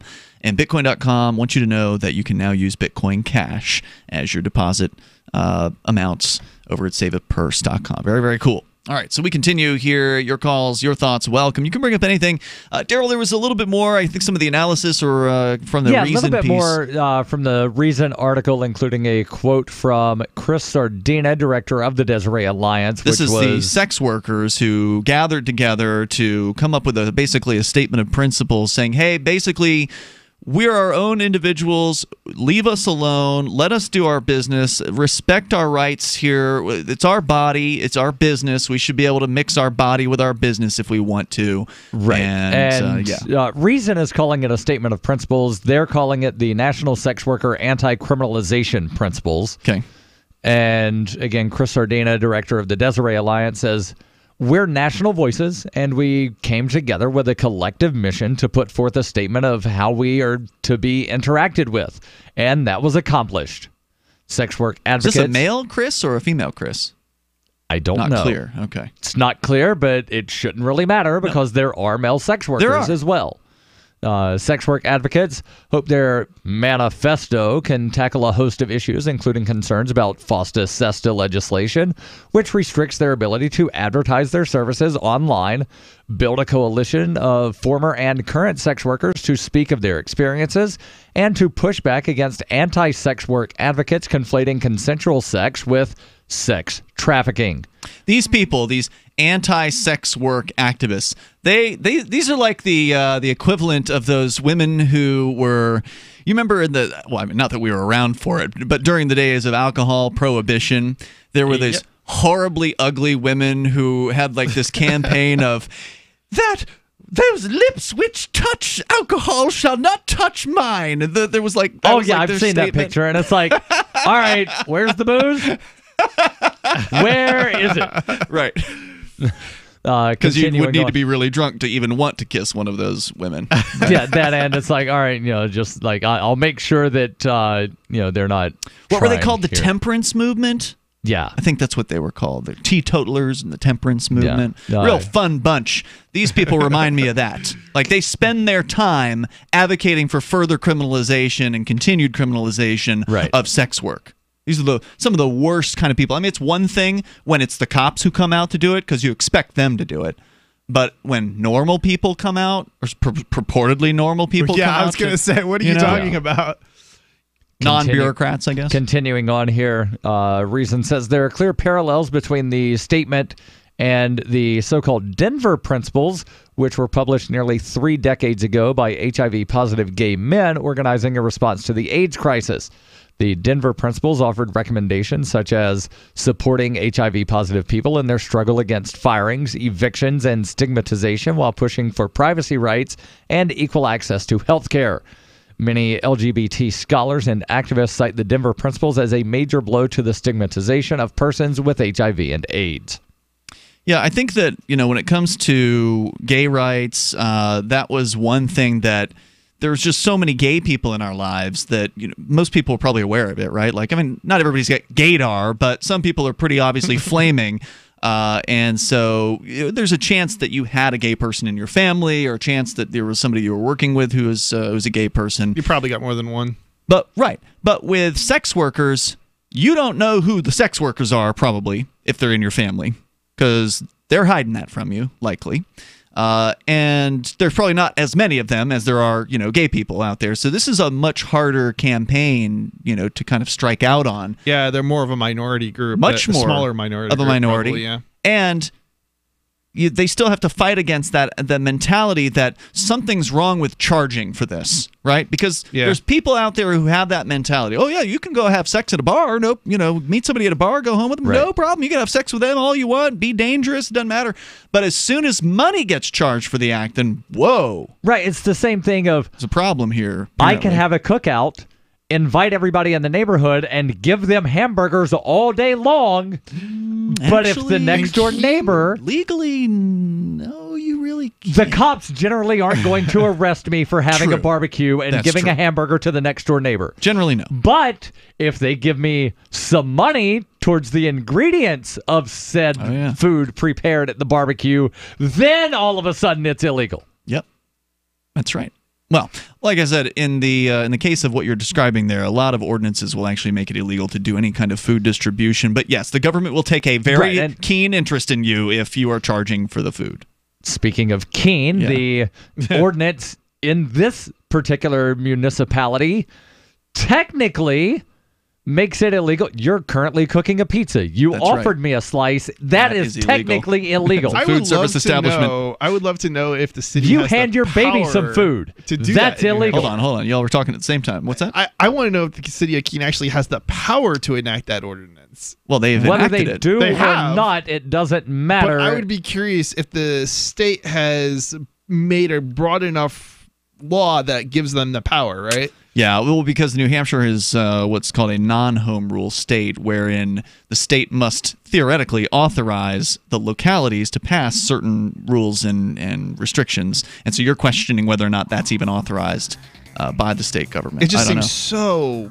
To my knowledge, nobody has challenged it, so therefore they have the authority. Nor has anybody been arrested or threatened for giving away food that in the park. Well, they had the chance. Garrett Ian, who was an activist living in the area, actually did a food giveaway event in the public park and was not threatened over that. There's more coming up here. 855-450 free like freedom. 855-450-3733. It's Free Talk Live. Does your dog itch, scratch, stink, or shed like crazy? Come to Dynovite for help. Order a 90-day supply of Dynovite. Dynovite for life. Pick up 2 tubes of Doggo Suds. Get the 3rd tube free. Peppermint, tea tree, lavender, Doggo Sud shampoo. Made with all-natural coconut, jojoba, aloe. Great for healthy skin and soft, shiny coats. But no itchy, harsh chemicals. Lather up, rinse away. Try Doggo Suds. Buy 2, get 1 free. At Dynovite.com. DINOVITE.com. Good technology is good, but the philosophy behind the tech is important. And Zencash was made by voluntarists with the ideas of voluntary interaction being embedded into the white paper. With no central authority or single point of failure, Zencash is more resilient than a traditional corporation. Everyone has an equal opportunity to participate in decision-making, which empowers stakeholders and makes Zencash less susceptible to third-party influence. And Zencash allows for secure private transactions. Learn more at Zencash.com. Tired of being censored by Facebook, YouTube, Twitter, and Patreon? Well, now you don't have to be. OneWay.com is the free speech and human-friendly social network built just for you. Stop feeding the beast. Every post you make on those evil, anti-human, anti-American perverted sites helps them destroy our families, our country, and our souls. Join One Way today and take back your liberty. Your free speech alternative is waiting for you at OneWay.com. OneWay.com. Want revenge on the common housefly? Well, after 10,000 years, someone has finally come up with a better way. The Bug Assault, a miniaturized shotgun, which utilizes ordinary table salt as ammunition. Non-toxic and no batteries required. So much fun, you'll forget you have a wife and kids. $39.95 and free economy shipping. Use discount code GCN and get an extra 10% off your purchase at bugassault.com. Fire your fly swatter. Get your Bug Assault today. From the day an ancient cave dweller painted yet another f***ing elk hunt on a wall in 15,000 BC, to Gary Marshall's 1974 discovery of 13 weather-beaten North Dakotan coal miners that would go on to become the cast of Happy Days, The Onion looks back at This Week in History. On June 17, 1954, the effects of the previous month's historic Supreme Court ruling in Brown versus the Board of Education provided black students with the educational opportunity of experiencing racism firsthand in desegregated schools. Up until that point, African American pupils could only endure racial slurs and death threats in city streets or near their homes. And on June 24, 1784, 13-year-old Edward Warren took the first hot air balloon flight, becoming the first American to urinate on a crowd from 100 feet in the air. And that was what happened this week in history. This is the Onion News Network. Here's a chance to do a little activism while you're cruising Facebook, Twitter, or Google+.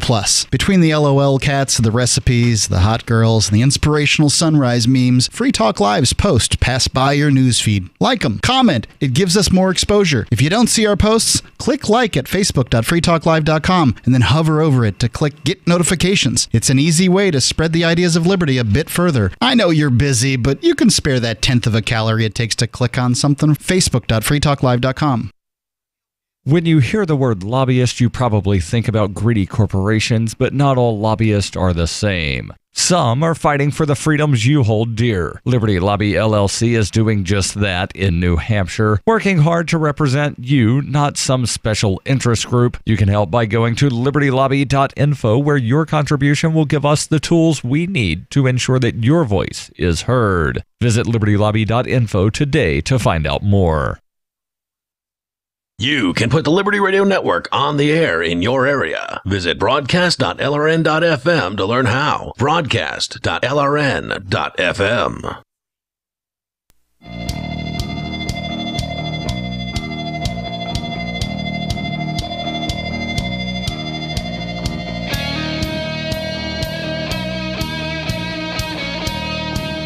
It's Free Talk Live. You can bring up anything that you want here. Our number is 855-450-FREE, like freedom. That's 855-450-3733. The Skype username is lrn.fm. And also, we've got Discord. The Discord on-air call-in line room is there at discord.lrn.fm. Joining you in the studio tonight, it's Ian. And Chris. And Darryl. Also, want you to know about Zencash. Go to zencash.com to learn more about cryptocurrency created by voluntarists, people that actually care about freedom and economics. Head over to zencash.com and you can get involved, learn about the secure nodes. They've got over 12,000 secure nodes in their system, which puts them up at the level of higher than Bitcoin. Bitcoin, I think, has around close to 10,000, not quite 10,000 at Bitcoin. Ethereum, I think, has around 16,000, so that's I think that puts Zencash in second place. The last time I heard about that, Zencash.com is where you can go to read their white paper where they actually talk about the ideas of voluntarism there. Once again, that's Zencash.com. As we continue here, we'll take your calls and thoughts about whatever you want. Were we done with the reason piece? We were, yes. Okay, good. So we were talking about sex workers just kind of generally, and there was brought up was this objection that is frequently, I guess, they're trying to tarnish the reputation of sex workers, these people who bring up this objection saying, oh, well, you guys, even if you're not doing it as slaves of a pimp or slaves of some criminal gang, that's because that's what some of them will have you believe. Some of these anti-sex work people would have you believe that no sex worker would ever do this consensually. They're all doing it under the threat of violence. They're going to kill their family what do they something. Say? They say it's like they're brainwashed or something? Like, how do they phrase that? Because I'm always like, really? They phrase it a bunch of different ways. Like, it's just the way they phrase it is just like, really, do you actually believe that? Well, one thing that I thought was interesting during one of these committee hearings was there was one of the senators that kept asking the anti-sex work people, would you want your daughter to grow up to do this? They never asked the question to any of the sex workers. And I wish they would have asked that question to me, because I would have responded, well, I don't necessarily want my son to grow up to be a fry cook at McDonald's, but if that's what he chooses to do with his life, then, that's fine. That would be like, great. there are a lot of jobs that most people don't dream of doing when they grow up. Yeah, sure. When Johnny Ray was 5 years old, I don't think he ever said, I want to wind up being a really good janitor. Johnny Ray's a co-host on Free Talk Live who's taking a break because he got himself a baby. He just had a baby. Yeah. And so, there are certain jobs that people do that they don't necessarily, dream of doing. It's not a glorious dream job, but people do them. It's not being an astronaut, right? Like one of the jobs you ask kids about. Right. But it brings in money, and certain jobs that you may not want to do bring in more money. Correct. Right. That's absolutely the case. And so if it's probably particularly true for sex work, I would imagine. So there's this tarnishing that's done of the sex worker, right? The idea that they're either slaves to some sort of criminal gang, or they're just damaged. Badly emotionally damaged, and they need to be saved. And I know how to help them. No, right. By criminalizing it and putting them in a cage and threatening them. No, that's not how you help people. Well, one of the things that is mentioned here is we don't want punitive intervention, because there's always the if you just come with me to like one of these meetings, or like let's go to a Bible study, and then I'll tell you what a horrible person you are, some religious program, and then scare you straight. Yeah. But what I wanted to point out, though, was that there's all this tarnishing of the kind of the mentality around sex work, the idea that this could not be a choice that a sane person would make for themselves. That's sort of the message that's being put out here, is you're either put into slavery and you're doing it against your will, or if you're doing it by your own will, you're not a sane person because somebody hurt you, you got molested, or you had some sort of negative experience that damaged you. And that leads to the larger conversation that I think could be had here, not just about sex workers, but just about people who've had bad things happen to them in general. I was sent an interesting video, and it is on a channel on YouTube called Makers, which I had not heard of previously. All right. Makers, and the title is actually a little profane, but the video itself is pretty great. It's Forgive A-Holes, Have a Little Faith. And it's by apparently a Lutheran pastor, Nadia Bowles-Weber, who's got tattoos. And she definitely does not look like, what you would consider a Christian pastor to be. Right. It's my first exposure to her, and I just thought it was so excellent that I wanted to play this on the air. So that's what we are going to do here. It's showing her in her pastor's garb in the beginning here, where she starts talking. I really believe that when someone else does us harm, we're connected to that mistreatment like a chain. Because forgiveness is nothing less than an act of fidelity to an evil combating campaign. So it's not an act of niceness. It's not being a doormat. It really, to me, is more badass than that. I think this is really interesting because, and we're going to get into her reasons for this, but because I've been accused of these things before. It's like, oh, you forgive people, so that means you just let people walk all over you. And no, that's not the viewpoint necessarily. That's not what it's about. Forgiveness is about you. Forgiveness is about you letting go of whatever it is that you've created surrounding the thing, whatever that was, that happened to you. And she does a great job of explaining why that's important. Maybe retaliation or holding on to anger about the harm done to me doesn't actually combat evil. Maybe it feeds it. When have you ever, as angry as you've been about somebody who did something to you, when has your level of anger actually hurt that other person back? Never, unless it wound up going to physical violence. Yeah. And did that make anything better? When that happened? No, generally no. But people will hold on to whatever terrible things happen to them. And, we could be talking about all manner of different horrifying things, whether it be physical violence or, stealing or whatever, destruction of property. Getting screwed over by government agents. Yeah. Like that's one of the things that there are a lot of people that, horrible things happen at the hands of government. You can either be pissed off about it for the next 20 years of your life, or longer. You can move on. Exactly. Let me go on here with this. Because in the end, if we're not careful, we can actually absorb the worst of our enemy, and on some level, even start to become them. So what if forgiveness, rather than being like a pansy way of saying it's okay, is actually a way of wielding bolt cutters and snapping the chain that links us? Like it is saying, what you did was so not okay that I refuse to be connected to it anymore. Forgiveness is about being a freedom fighter. And free people are dangerous people. Free people aren't controlled by the past. Free people laugh more than others. Free people see beauty where others do not. Free people are not easily offended. Free people are unafraid to speak truth to stupid.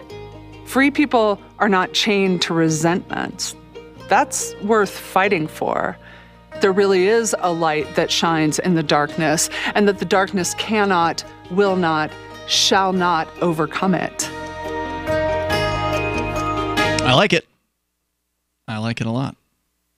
Yes. You ever heard that one before? Because that's like, I mean, that's a really interesting way of explaining what forgiveness is. Right. Contrasting this idea of you're just being taken advantage of with, no, this is all about you, the person who can forgive. You can forgive, whether or not you choose to forgive. It's almost more of a selfish thing, really. It's completely that. Yeah.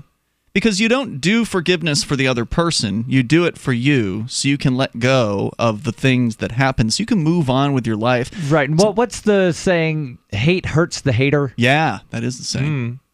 And as she points out, you risk becoming like the person who harmed you. Right. And then there's another short little thing that says, don't let somebody live rent-free in your mind. Yeah, that's a great point. When you hold a grudge against somebody, they're there. They're always there. Right, that person you and don't you're like. always thinking about them. Right. Which is one of the reasons that I've never really understood the whole, hold a grudge. Me neither, man. That guy in kindergarten, he took the blue crayon. I wanted the blue crayon.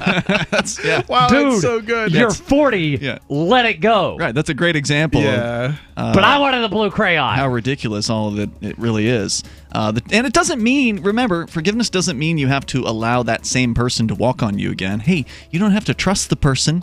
Right. It's all about you and, like she said, disconnecting yourself from that thing that happened and moving on. More coming up here. It's Free Talk Live. Stocks and options trading involves financial risk and is not suitable for all investors. Fire your stockbroker and hire yourself. I'm Scott Bauer, and I've been a professional trader for over 25 years.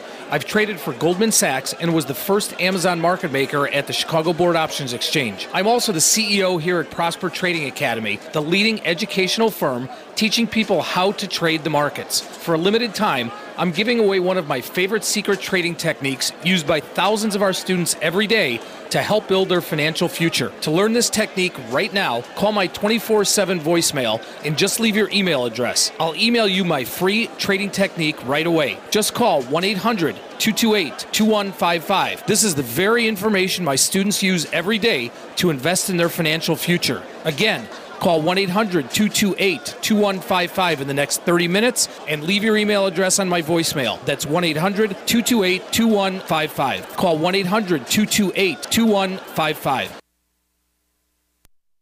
Hi, this is Mark Edge of Free Talk Live. Michael W. Dean's book, User's Manual for the Human Experience, changed my life. In a culture that attempts to turn you into a compliant victim, this book gives you implementable steps on everything from how to be aware of your environment, walking down the street, to business, to how to handle a toxic person in your life. If you're a human, you need to read this book at least once. Go to Amazon and get the Kindle version, or paperback, or an audiobook of A User's Manual for the Human Experience. So you've heard all 3 hours of the latest episode of Free Talk Live, and you're still hungry for liberty-oriented audio content? Did you know that we have another 24/7 audio stream at LRN.FM? The Liberty Radio Network airs the latest episodes of some of the best liberty-oriented podcasts on the internet around the clock. In addition to recorded content, you'll also hear live shows like Free Talk Live, originating from our Keene, New Hampshire studio. So listen anytime at LRN.FM. That's LRN.FM. You're listening to the live edition of Free Talk Live. Hour number 3 is next after the news here on the Liberty Radio Network at LRN.FM. From Keene in the Shire, the Liberty Media capital of the world, this is Darryl W. Perry, host of FPP Radio News for Friday, July 6th, 2018. Silver is trading at $16.03 per ounce. Gold is valued at $1,256 per ounce. Zen Cash is trading at $18, and the average price of Bitcoin is $6,575. Antiwar.com reports in an interview with The Guardian, Niger's President Mahamadou Issoufou said that he does not want U.S. or other foreign troops fighting on the ground in Niger, and that such troops should limit their actions to training and intelligence gathering. Issoufou discussed the ongoing war on terror in West Africa, saying it will take years to finish, comparing it to the Syria and Iraq fight. He said foreign allies should do more to help the local militaries in the region fight for themselves. The U.S. has a substantial number of troops in Niger, a fact revealed after troops were ambushed last year and 4 were killed. The U.S. also built a large drone base in Niger despite substantial opposition within Niger to the U.S. presence. Rebel groups have been active in the area for years. The U.S. has mostly been targeting the Islamic State affiliate in the region, but there are also multiple al-Qaeda-linked factions operating there as well. Which of them is the most serious threat at any given time can often change rapidly. You can support FPP Radio by joining the Fans program. Fans are friends, allies, and numerous supporters. Fans help FPP afford to produce more original content. You can join the Fans program for as little as $1 per month through Patreon and get perks like ad-free versions of FPP Radio News and Peace, Love, Liberty Radio. To learn more or to join the Fans program, visit fans.fppradio.com. That's fans.fppradio.com. UPI reports a wildfire in Northern California's Yolo and Napa counties grew to 86,000 acres, and another in Lake County came under 92% containment, according to fire officials on Thursday. The county fire was 86,000 acres, nearly 3 times the size of San Francisco as of noon Thursday. The fire, located east of Lake Berryessa, was 30% contained, according to CAL FIRE. CAL FIRE said 3,475 firefighters were working to build containment lines around the blaze. They were hampered by steep and inaccessible terrain. The fire, which started Saturday, had caused no injuries, deaths, or damage to structures, though CAL FIRE said it poses danger to about 990 structures. Officials expect increasingly warm temperatures and dry weather this weekend that could spur fire growth. Meanwhile, the Pawnee fire to the northwest was 15,000 acres and 92% contained as of 9 a.m. Thursday. The Lake County Sheriff's Department lifted all evacuation orders associated with that blaze. The wildfire, which started June 23rd, left 1 person injured and 22 structures destroyed. CAL FIRE said burning conditions trended downward, but warming and drying conditions Friday could spur growth. Born into a devastating world and raised among the crowd, the Cloudwalker assumes a new identity and begins the unrelenting quest for truth. In this epic journey, he discovers dark secrets about aspects of his previous life that he once trusted. Through the Journal of the Cloudwalker, he shares both the traumatic hardships and the eternal beauties of his experiences. Fueled in the beginning by his unsettling thoughts and emotions, he learns how to find peace with everything he has woken up to. Dear Society by the Cloudwalker is available from Amazon.com and all major bookstores.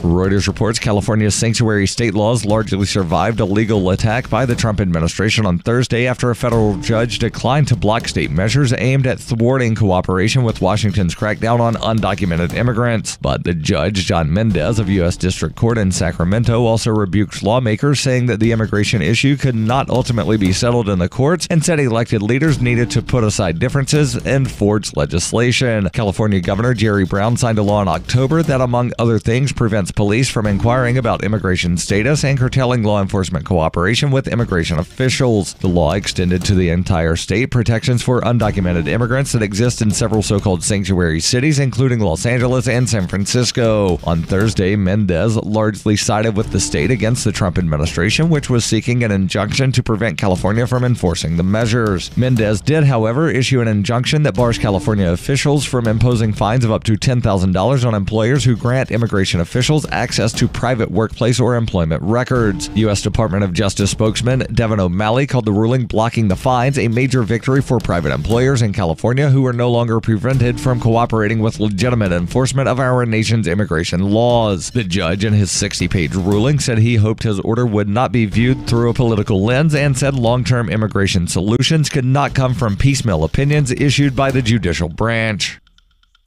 This has been FPP Radio News. Online at fppradio.com. Shortly after beginning his first date with area woman Pauline Geary, smitten local man Brad Holtman told Onion reporters he couldn't believe that the woman was also a fan of the 1960s British rock band, the Beatles. We were just talking about music, and she mentioned that she liked the Beatles, which is crazy because I love the Beatles, actually. Yeah, funny thing is, I was not really even looking forward to the date. I figured we get a drink or whatever, but it's turning out a lot cooler than I thought it was going to. I mean, she's just such a huge fan. She knows all the Beatles names. She even owns some of their albums. I've been a Beatles fan since like 6th or 7th grade, so I don't want to get too excited and jump into something. So I think I'm going to ask her if she's ever seen The Godfather, which is probably my top 5 movies of all time. This is the Onion News Network.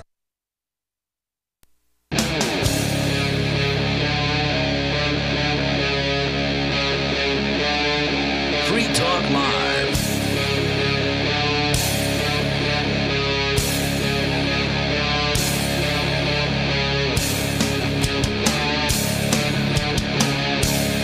It's Free Talk Live. We're launching into the third hour of the program. As always, you're invited to join us here on the radio. Take control of the airwaves and bring up anything you want to discuss, whether it be sex workers or the power of forgiveness, which we were just discussing a few moments ago. You can bring up anything that you want. And here in the studio with you tonight, it's Ian. And Chris. And Darryl. Coming up, there's a rich guy, Richard Branson. You may have heard of him before. He's that British dude who's I guess runs the Virgin companies, Virgin Airways, yes. Virgin Atlantic, Virgin whatever. He's apparently really into virgins. He has come out with a statement that he believes the government ought to give a bunch of money to a bunch of people. He says a basic income should be introduced in Europe and America. We'll talk about that. And, of course, your calls and thoughts are welcome. Our number is 855-450, free like freedom. That's 855-450-3733. And we've also got Skype, a Skype username, LRN.FM. The story coming from CNBC. One solution to income inequality is giving out free cash, according to the British billionaire entrepreneur Richard Branson. David Gillis of the New York Times reported Branson told him, quote, a basic income should be introduced in Europe and in America. Branson was responding to the question, what do you think those in positions of power should do to address social problems like income inequality?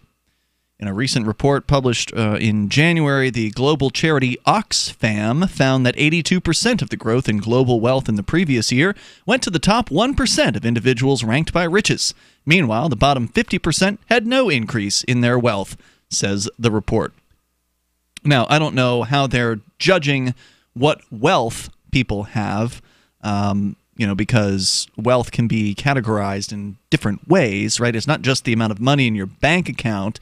Wealth is also a measure of like how comfortable life is, right? Right. And, are we talking total net assets?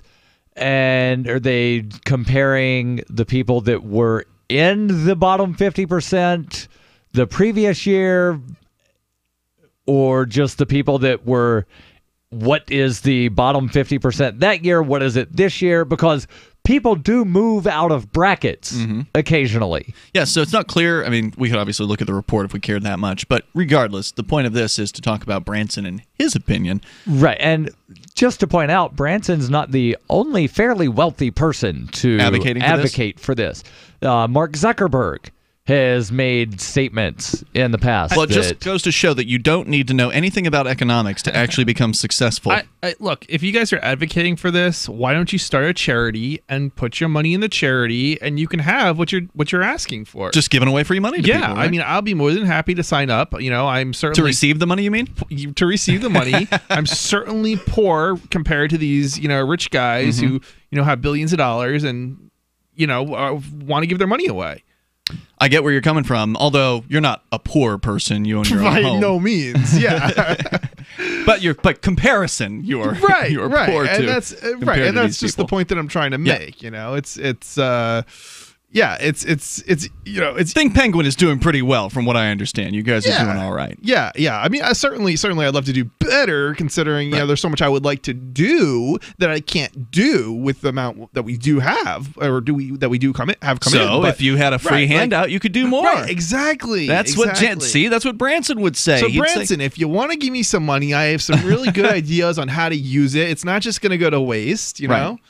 Because that, of course, is going to be one of the problems with this program is people are going to just piss away the cash. They're going to spend and then it there on would drugs. be the people that would say, oh, wow, I'm getting this guaranteed money. I don't need to work this minimum wage job anymore. Right, cut their hours down. And you know what people fail to understand is that if you take the money away that people are investing, then that money is no longer invested and is no longer going to be bringing that money in anymore. So everybody's going to end up poor. Meaning, if he were to like cash in his investments, right? I mean, he doesn't have this. Most people who are wealthy, with billions of dollars, don't have billions of dollars in their bank account. Right. It's not liquid. Right. It's invested in like companies that employ you. Right. So it's the only way to get it out would be to sell it. Right. You can't. It doesn't work. Like just increasing the taxes indefinitely doesn't work because it hurts your economic prospects too. So yeah, it's. So when did he come out with this statement? This story was written at CNBC. Well, wait a minute. This says 4 hours ago, but that was probably a couple days ago when I opened this tab in my browser. Right. So it's been within the last few days, if not couple of weeks. According to the story, it was the New York Times that interviewed him, and that story was published on June 29th. So there you go. So well after, was it Norway or Sweden, one of those Scandinavian countries, Finland, I think, announcing that they were going to get rid of their pilot program on a UBI. That's correct. Because it failed, and they realized that they would have to raise taxes to higher than 100%. Well, Branson says it's a disgrace to see people sleeping on the streets with this material wealth all around them. Unquote. Great. It's called a donation. Do it. So, right. And you can give money to all kinds of charities that are willing to help people who are in difficult circumstances like this. I give money to the local homeless shelter, the privately run homeless shelter here in Keene, New Hampshire, right? Called 100 Nights. And they do take cryptocurrency, by the way.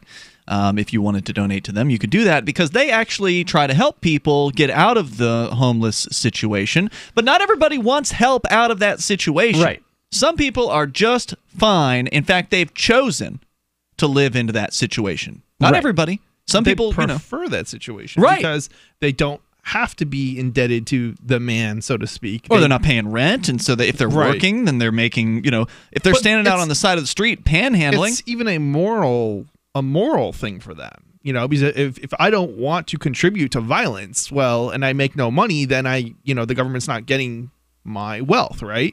And so it doesn't. I don't know how many. It'd be interesting to hear how many homeless people are homeless because they don't want to pay taxes. I've heard a number of times from homeless people that's interesting. One of the reasons that they don't. I used to know a guy back 20 plus years ago that he lived in his van because the amount of money that he was paying in child support was such that he was not able to actually afford a house. He couldn't even afford like a one-room apartment. Wow. So he wound up having to sleep in his van because he could not afford anything. According to the story here, universal basic income, as it's known, is a cash payment distributed to residents irrespective of their employment status. Further, there are other reasons for cash handouts. According to Branson, he says, quote, I think with artificial intelligence coming along, there needs to be a basic income. The reporter at the Times asked whether that's because robots will replace human jobs. Gillis asked because of jobs displacement, and Branson responded with, quote, I think AI, artificial intelligence, will result in there being less hours in the day. I think he means fewer. Fewer hours in the day that people are going to need to work. 3-day work weeks and 4-day weekends. Then we're going to need companies trying to entertain people during those 4 days and help people make sure that they're paid a decent amount of money for much shorter work time. See, this sounds like a wonderful future, doesn't it? We're going to have 3-day work weeks, 4-day weekends. You're going to get free money from the government. I mean, who could disagree with this, right? Like, sounds like utopia. The more we or the less we need to work, the more we work because we want to be wealthier, right? Like, I mean, we want to have money to spend and throw around. So I don't necessarily know that just because you don't really have to work, you're gonna want to not work, right? If you're the kind of person who likes to work.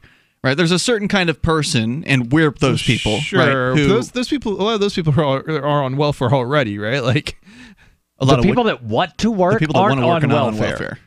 No, other way around. Right, but I was talking about the people who want to work. You were talking about the people who want to work. Well, they want to work. You're saying they're going to keep working even if they don't have because to. they want more money, right? Like, I mean, who's out there that says, "Oh, I'm wealthy enough already," right? Like, most people would like to be wealthier. Good question. Toll-free number here tonight, 855-450-FREE like freedom. That's 855-450-3733.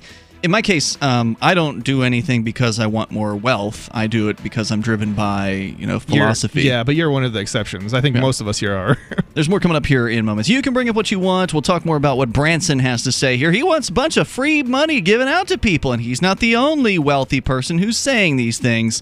It's Free Talk Live. From the third letter of Captain Mark. The Crown's observation conditions us to be dishonest with ourselves. Therefore, constant surveillance produces a society of constant deception. Honest communication is the seed of civilized conduct. To deny us this seed is to deny us its fruits. But the Crown's primary objective is to stifle free thought itself, to make its subjects incapable of dissent. Seasoned pirates have always encrypted messages and codes and ciphers, so intercepted transmissions were incomprehensible. But today, the Crown possesses advanced tools of pattern recognition that document, profile, and predict our every move. Today, piracy requires hailing frequencies completely invisible to the Crown. We are tired of poltergeists in the static. Looking for a community of like-minded scoundrels, or just want some swag to let the Crown know what you think of it? Join the conversation at pirateswithoutborders.com. Imagine this is you. You're working late when you get an alert on your smartphone. Your motion-activated Blink security camera picked up something at home. You pop open the Blink app and see the silhouette of a man peering through your kitchen window. You dial 911 and the police roll. The job of a home security system is to help stop crime, which is why I chose Blink. Get 3 Blink cams for way less than the other guys, plus an extra 15% off. Visit blinkprotect.com/FTL. blinkprotect.com/FTL. Cryptocurrencies are successful because of good technology. The liberty-loving voluntarists who founded Zencash in 2017 took the best tech, like zero-knowledge anonymity and decentralized autonomous organizations, and are creating a secure platform for money, messages, and media that can be sent to anyone, anywhere in the world. Zencash is a cryptocurrency dedicated to peace, anonymity, and decentralization. Find out more at zencash.com. That's zencash.com. Since time began, tyrants have taken aim at personal liberties. Now there's a movie that aims back. The government has no more right to tell us what to put in our bodies than they have to take our guns or tell us what books we can read. 6 drug police were eaten by bears while raiding a marijuana farm. On your knees, you dirty hippie! Jesus. On your knees! What's the problem, officer? Today, many cops who enforce pot laws do so only because it provides them with cushy jobs, good benefits, and a chance to push people around. I was an undercover narcotics officer. The drug war is nothing but a farce. The Second Amendment says you gotta keep you and your gat intact. Guns and Weed, The Road to Freedom. A film by Michael W. Dean and Nima Vadadi. DVD available now at gunsandweed.com or on Amazon. That's gunsandweed.com. Makes the perfect gift. Remember, that's gunsandweed.com. LRN.FM is proud to announce our official listening apps for Android and iOS devices. Now you can easily tune into our streams anywhere, anytime on your smartphone or tablet. Just visit apps.lrn.fm or search for LRN.FM in the Android or Apple app stores. Please download, rate us 5 stars, then share the link on your social media and let your friends and family know how you're listening to LRN.FM. Download it now, free at apps.lrn.fm. Free speech is protected on the internet, right? Not always. Government agencies try to limit free speech and commerce on the net. Luckily, when they do, the Institute for Justice is there to defend your First Amendment right to free speech. IJ helped set the first federal precedent for internet free speech in 1999, and ever since has worked to prevent unconstitutional roadblocks in cyberspace. Visit our website today at ij.org. Help get LRN.FM into more ears. Visit promote.lrn.fm for a free bumper sticker, flyers, banners, graphics, and more. Promote.lrn.fm.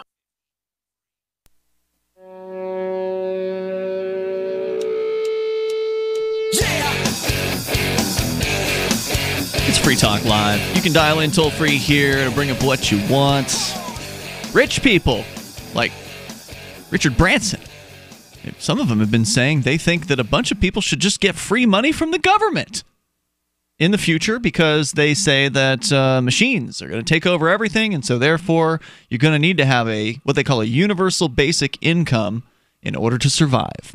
And we'll continue with that story here because this story just keeps coming. It's like every single week some major news media site has some kind of universal basic income pushing story. Have you noticed that? It is. It's fantasy, if you ask me. It's just ridiculous. It's like the self-driving car thing. Yeah. You don't think that's going to happen? It's not reliably. Self-driving cars aren't going to destroy the economy. That's true. But he's saying it's a fantasy to have a self-driving car. You don't think that's ever going to become a reality? I mean, people are talking like next year as opposed to 30 years from now. 30 years maybe. 30 years seems way too long. Next year seems way too soon. But within the next decade, I think you're going to see more of those things on the Now, on the one roads. thing that I've not heard people talk about in, I don't know, probably 5-6 years is the resource-based economy, the Venus Project thing, to where there's some kind of supercomputer that provides everybody everything that they're going to need, which, it's basically a form of a UBI, only there's no money. Yeah, I would say it's a more advanced, if you want to use that term, a more complex form It's of almost UBI. a Star Trekian sort of thing to where there's some kind of replicator and something else, and supercomputer determines who needs what and how much and when and blah, da, da, da, da. Branson told the New York Times, this story being summarized by CNBC, quote, "I think with artificial intelligence coming along, there needs to be a basic income." He says that AI will result in there being fewer hours in the day that people are going to need to work, and suggests that we would have 4-day-long weekends. And he says you're going to need companies trying to entertain people during those 4 days and help people make sure that they're paid a decent amount of money for much shorter work time. And so I think what's worth pointing out here is that these guys, these rich guys, because it's not just Branson, apparently Bill Gates has said that AI will eventually mean less time spent working. Gates told Fox Business Network at the World Economic Forum, quote, "Certainly we can look forward to the idea that vacations will be longer at some point." And I think that may be a true statement, that over time, as people become more wealthy, they'll be able to take longer vacations. Because ultimately, that's a really good theory, but historically, it seems as though the wealthier people have become, the less vacation they have had. Because one of the ways you can measure your wealth is by how many days you can go for without having to go back to work, right? That's, again, in theory. Yeah. There was a report that I read not too long ago that looked at peasants during, like the surf days. That's surf with an E, not with a U. And they would only, on average, work about half of the year. So, you make a good point there. So does that mean the wealthiest amongst us are those on welfare? Well, they're not taking vacations. I see. Okay, I see what you're saying. Because, so I was just thinking they don't have to work, right? So if it's based on that, as opposed to... no, I said it's one of the ways that you can measure wealth. Right. Is by how long you can afford to go without working. So the people if you're on welfare, you don't have to work, right? So that's correct. That is evidence that we live in a wealthy society, but that's not evidence of their own personal wealth. The people who retire at 40, they generally are fairly well off. Otherwise, they would not have retired at 40. Correct. Unless they couldn't find another job after being laid off. Then they generally won't say, I'm retired. They'll be looking for a job. Yeah, fair enough. So if you want to comment, you're welcome to join us here. The toll-free number is 855-450-FREE like freedom. But these billionaires, it's proof that you can actually get wealthy without knowing anything about how economics works or understanding anything about people, apparently. Because, look, the fact is, it would seem to me that if people were having their jobs replaced by AI, by machines, which of course we've been seeing throughout the last 100 years as people, due to mechanization, lines in manufacturing facilities don't need as many people at them. But yet all those people were able to go out and get jobs doing other things at some point. And so when machines take over an existing task, it just frees up the human person to find something else to do. The idea that all of a sudden everybody's just going to be able to kick back and do nothing, it just ignores sort of the nature of the human being, basically, that we want things to do. Like, we're not just here to do nothing, right? Like, isn't there a point to all of this? Yes. Yeah. To run more races. Well, that's what you're doing. So if you've got your job replaced, that doesn't mean there won't be other opportunities. It means you're freed up to create new opportunities. It means something new, right? Correct. And people will do that. They'll invent things that only people can do at that point, because, well, and maybe, the theory is that AI will become so intelligent that it'll do all the inventing and it'll do all the creating, and then, of course, by that point, then you really would probably have to be concerned that the AI would wipe you out. People live in a fantasy world. I'm sorry, but guys, everybody's seen Terminator too many times, right? Yeah, this is not reality. There's so many things that we don't have today already that is like how I don't know. We were supposed to have flying cars by now. I know, right? Like we don't there's all these things we don't have, and we already have. Like the whole idea of AI to me is just like we have facial recognition. Like we're not even that good at a lot of this stuff. Mm-hmm. And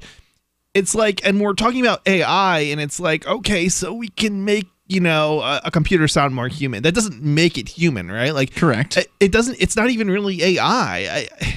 Well, this gets into a more of a technical side of the discussion, and you've mentioned this before on the air that it's not even really AI. What do you mean by that? If you can explain it in a simple terms. Most of what we call AI right now is just basic pattern recognition. But isn't that what learning is?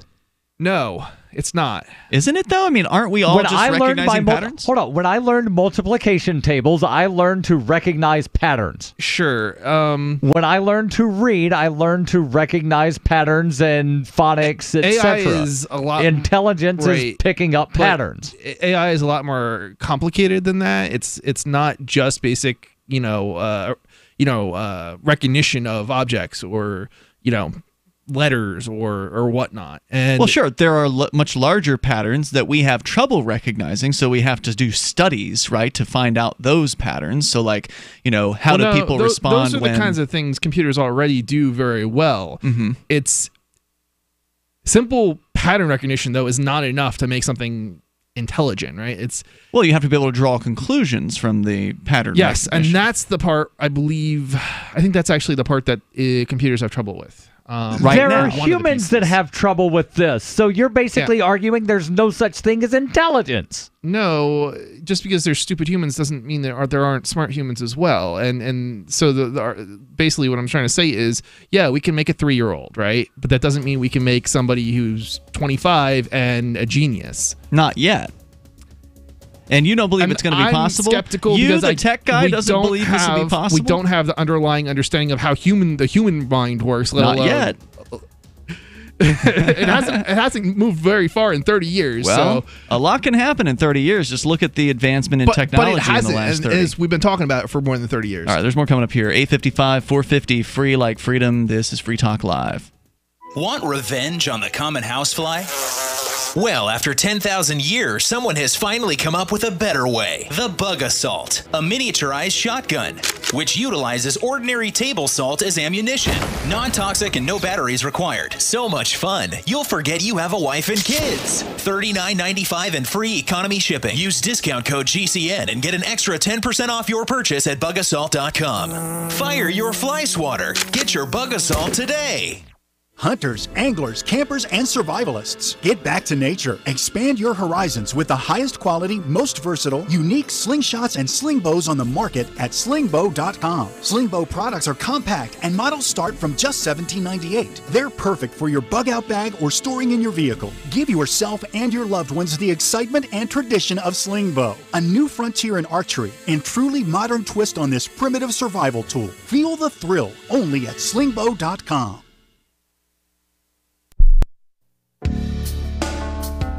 Hi, I'm Montel Williams. Most of you know me as a talk show host, but I'm also an author, actor, single father of 4, a fitness writer, avid snowboarder, and I'm also a medical marijuana patient. Like many of the million people who are living with multiple sclerosis, I'm in pain every single day. And sometimes my nerves are so raw that if you brushed up against me in an elevator, I'd scream. I can't sleep at night from the pain, and sometimes the spasms in my legs are so intense they will wake me up throughout the night. I've tried the strongest prescription medications available, and I'm going to tell you, they do not work. In fact, they leave me in a stupor, and most of the time, it's impossible to even live your life. Now, I've tried medical marijuana, and I'm going to tell you something, it works. If you'd like more information about medical marijuana, you can contact the Marijuana Policy Project at mpp.org or call 1-877-JOIN-MPP. Radio is the most personal of mediums. I exist right now in your head. If you listen to Free Talk Live regularly, you know me. Free Talk Live is on more than 160 radio stations around the U.S. and has been downloaded on every continent around the world. Hundreds of thousands of listeners with ad packages from $600 a month to $6,000 a month. Imagine what we can do for your business, project, website, or idea. Email me, mark@freetalklive.com. There are lots of ways to listen to Free Talk Live. Our podcast has been around since podcasts began, and now the FTL feed is loaded with content besides our full show archives. Did you know that we make it easy for you to customize your podcast subscriptions? We have different feeds, one that includes only our full shows, one with just the Daily Digest, and one with just the Edgington Post. You decide what you listen to. It's quick and easy to customize your feeds at feeds.freetalklive.com. That's feeds.freetalklive.com. Why did you move to the Shire? I moved here to the Shire because there's other people around who take liberty just as seriously as I do. I moved to the Shire because I saw videos of people challenging authority and thought that I could get support myself. It called to me, like, do this right now. I wanted to be around people like me who got it, and once I got here, I knew there was nowhere else that I wanted to be. I've always wanted to change the world, so I moved to the Shire to join people who were actually working towards doing the same thing. The people here are awesome, loving, and positive. It was for the adventure and for the feeling of something important is happening here, and I just wanted to come to sort of be part of that. Visit ShireSociety.com to read and sign the Shire Society Declaration and learn the reasons why, if you love liberty, you should immigrate to the Shire. Plus, add yourself to the Shire map at ShireSociety.com. That's ShireSociety.com. Some of our live shows are streamed in HD on Twitch. Please follow and share at twitch.lrn.fm. That's twitch.lrn.fm.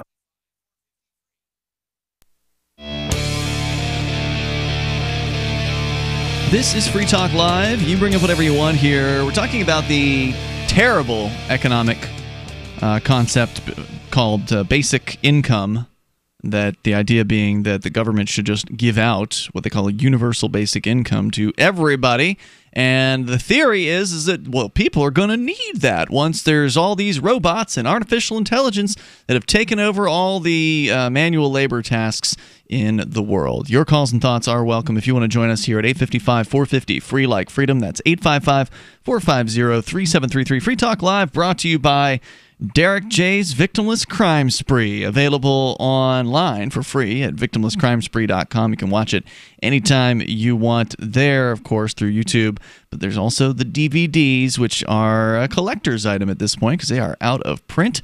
There are maybe about 100 of them left. They're the director's cut DVD of Derek J's Victimless Crime Spree, which have the director's cut version of the movie and 2 commentary tracks. If you are a Derek J's Victimless Crime Spree fan and you don't have the DVD in your collection yet, it's a good reason to go out there and get it because, yeah, you can watch it for free online, but you don't get the commentary tracks. You don't get the nearly 8 hours of bonus footage that's also included on the DVD, which you can go to victimlesscrimespree.com. You'll find details on how to order the DVD. You can only get it 2 ways right now, one through eBay and the other through OpenBazaar.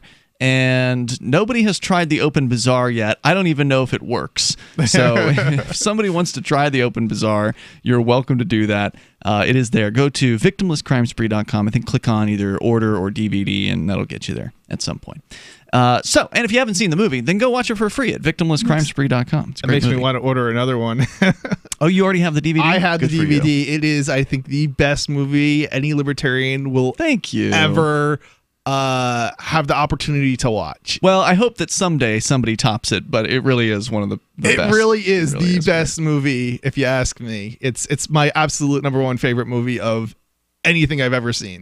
So, artificial intelligence, robots taking over, Bill Gates, Richard Branson, Elon Musk, apparently, he's out there pushing for this universal basic income. And the idea is that in the future, and they're proposing this for the not-so-distant future, it seems like, that ultimately nobody's going to have to work because all these machines are going to be around doing everything. And so what do? How do you pay the rent? Hold on. So even in... and yes, I realize I'm about to reference a cartoon, but even in the Jetsons, where there are all these robots that did all of this stuff, people still worked. That's right. George still went to some office and just like pushed buttons all day. Yes, and that was what I was saying before, was even with automation, you just see the humans shifting into different roles. You're now freeing up labor to specialize in another thing that presumably the robots can't do. But that's the big fear, is that at some point the robots will become so good that human tasks, whatever they might be, could all be done by the robot. So why bother with a human? Well, see, this is the difference between. So there's certain things that computers do very well, automation types of tasks, but that doesn't replace the human unless your job is basically just automation, right? Like it's just a manual process. You do it again and again and again. If that's the kind of job you have, look for a better job. Look for a different job. Look for one that actually requires you to learn something in the process of doing your job. That's good advice. Yeah, I mean, because that's good future-proofing advice. Right. Because otherwise, you might get automated out of a job. But what we're doing now is mostly automating more stuff. It's not replacing jobs that actually require a human. Well, what I'm hearing is basically a bunch of fancy speak for some updated version of the Candlemaker petition. Can you refresh? The Candlemaker petition was a brilliant work of satire by Frederick Bastiat, delivered to French Parliament, where French Parliament at the time was discussing banning foreign sources of labor. And, well, we have this free foreign source of light that we need to prohibit, so we should require everyone to shutter their windows and use candles, because otherwise the candle makers are going to go out of a job. Right. Wow. We have to protect the candle makers because the sun provides free light. Let's talk to Dan. He's in Nebraska, where you're on the online with us here. Dan, go ahead. All right. So I guess what I wanted to ask about UBI was, could like the physical conditions that happen with like the world, or maybe like sociological conditions, ever change your mind in the future, or would this be something you'd oppose always on principle? Well, of course I'm opposed to anything that is coercive on principle, but if Richard Branson wants to hand out a bunch of his money to people, then that's his freedom, and he can absolutely do that if that's what he wants to do. You wouldn't refuse his money, right? I mean, if he wants to give me some free money, sure. I mean, I'll put it to good use. Right. So you if don't he really wants object. to give us money, we would talk about Virgin Galactic and how you could take a space flight. Well, I'd rather him just give me money and not have to talk about Virgin Galactic, but, I'd be willing to consider talking about Virgin Galactic. But if he just wants to hand me some free money, then I will say thank you. And I won't give him anything else besides that. But Dan, go ahead. See, the thing is like, as of right now, obviously, I think trying it out in, like, that one California town or Finland or whatever, it's pretty ridiculous because, obviously... we're not to a point yet where it would be necessary, and really, I think it would do more harm than good at this point. But it's always going to do harm. It's not going to do good, because you can't do good ultimately with evil means. I mean, you can't plant seeds of evil and then reap good from that. And taxes and threatening people with violence if they don't do what you want, in this case, give money over to the government so it can be redistributed, that's not a good thing. And so even if somebody does, like, even if UBI is implemented tomorrow and a check shows up at your house, Chris, you may indeed put that to good use. You might not go out and snort it up your nose like some people would do. That doesn't mean that it was a good act because somebody was threatened in order to give you that money in the first place. No, I understand that much, but I guess what I'm thinking is, like, I like the idea of, living in a free society and stuff, like, but I can't help but think there are certain cases in which it would be, like, obviously wrong to make bad decisions for the pure sake of getting to be principled, if that makes sense. Like, I don't know what you're saying. I don't think that it necessarily it would be like a good thing as of right now, but I could think that maybe in the distant future things could become so dystopian and so desolate that it actually might be a good idea. And I wouldn't necessarily you're saying that on ideology alone. Then you're saying that the idea of not aggressing against people, which is the libertarian kind of bedrock principle of the non-aggression principle, the idea of leaving people to their own lives without threatening them to try to get them to do something. You're saying if things get bad to some sort of dystopian level that you will be able to identify when you see it, that then you will reject the non-aggression principle and you'll say, all right, it's time to start threatening our neighbors. We need everything to be the way I say it is. Well, and I mean, that's insane. Not necessarily. There's an extent to which I can totally see where you're coming from, because that's what I would say to anybody who wanted to, do that today. But I guess my thinking is that too often I think ideology gets in the way of living in a good world, and this happens for anybody on any part of the It's not a good world if you're using violence against peaceful people. If you're using aggressive violence against peaceful people to get your way, you are not a good person and you're not living in a good world. You're doing a very evil thing. I agree that, I guess at a certain point, doesn't the violence have to, like, basically get weighed out against, like, terrible conditions that people are living in that couldn't be helped otherwise? So you're just trying to come up with reasons to justify violence, and that's not what libertarianism is. Look, libertarians oppose the initiation of force for political and social goals. Or any goals, for that matter. But, I will agree with you, Dan, and we can bring it back here to continue the conversation, because it is interesting that there are circumstances in which the non-aggression principle breaks down. It is a principle, but it's not perfect, and let's look at that here in a moment. 855-450-FREE, like freedom, Free Talk Live.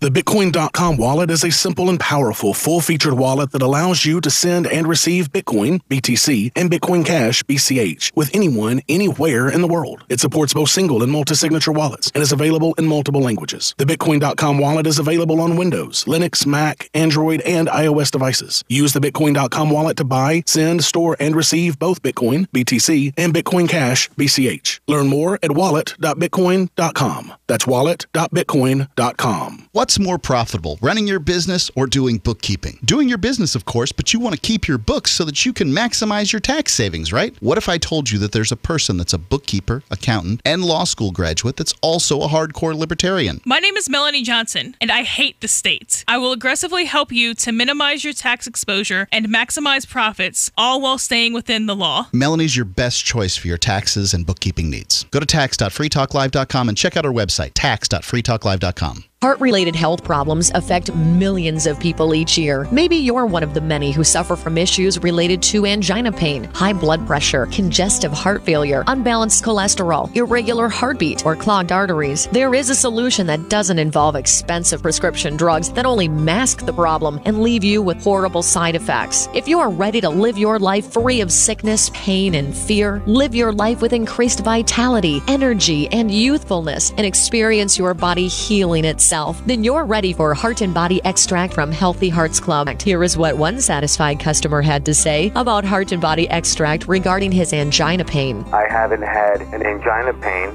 since I've been on it. The Heart Body Extract is just so great. I thank God that I was led to this product that's doing so much for me and that can do so much for other people. Call to order your 2-month supply of Heart and Body Extract today. Call 1-866-295-5305 or go to hbextract.com.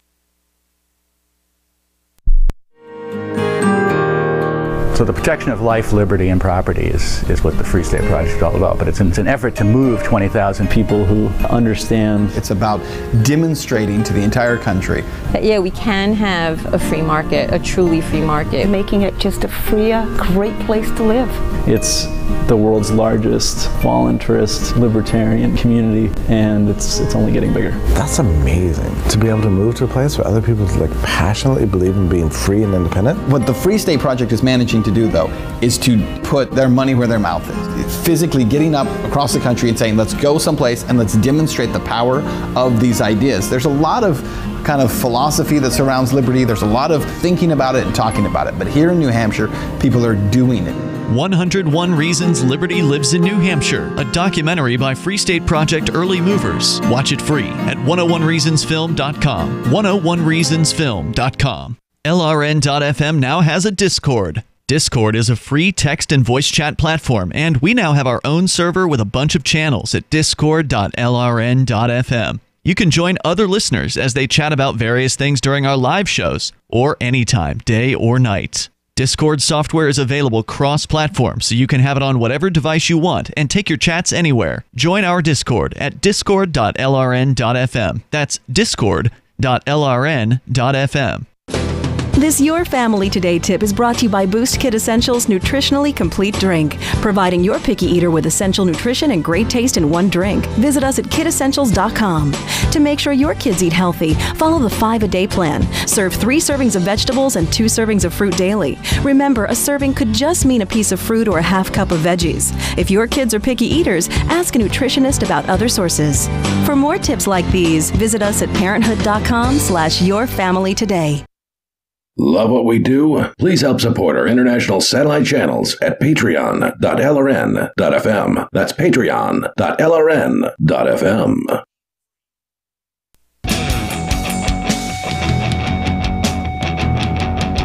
This is Free Talk Live, and you can bring up what you want in these remaining moments. We have enough time for you if you dial in now. Our number is 855-450-FREE like freedom. That's 855-450-3733. And we've got Skype as well. Skype username is lrn.fm.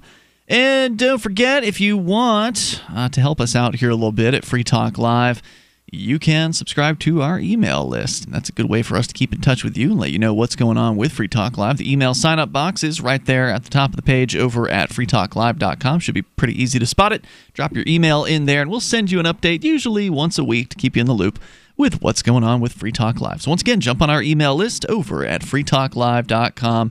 It's right there toward the center and the top of the site. As we continue here with Dan in Nebraska, we were talking about this idea of the so-called universal basic income, which it seems like every week there's some sort of puff piece in the media, the mainstream media, about this. The more recent one here that we're sharing tonight is about Richard Branson from the Virgin Group, who has been pimping out the universal basic income idea in a recent New York Times article.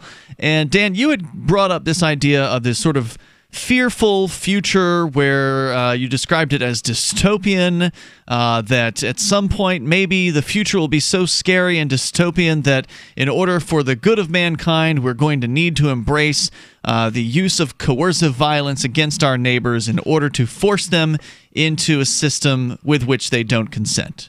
I don't want to put words in your mouth, but that's my understanding of what you said a moment ago. That's good enough. Okay. And so what I wanted to acknowledge here is that the non-aggression principle isn't perfect. So libertarians, live by this principle purportedly. We know plenty of them who don't. But purportedly, a libertarian should believe and implement the non-aggression principle, which says that it's not okay to use aggressive force against your neighbors to force them to do things you want them to do or to not do things you don't want them to do. It's just not okay. It's a moral principle to leave people alone in the hopes that they will also leave you alone so you can live your life how you want, as long as you're not, bringing harm to somebody else, again, without their consent. So where does this break down? Well, over time, over the years here on Free Talk Live, we've talked about some issues where it's like, well, it's really hard to deal with this situation and have the non-aggression principle being primary. And I think one of the best examples I think we've talked about in the past is what happens when somebody's insane and how you deal with a crazy person, especially one that you love or whatever, who is insane to the point where they might harm themselves and they might harm others. Do you violate the non-aggression principle by, let's say, having them checked into a insane asylum or, a 3-day program or whatever to cool down and hopefully get them back into their head and get them back to where they can think for themselves and they're not like trying to climb out of windows and do really dangerous things where they could end up hurting themselves. These are real life situations that people have gotten themselves involved in inadvertently.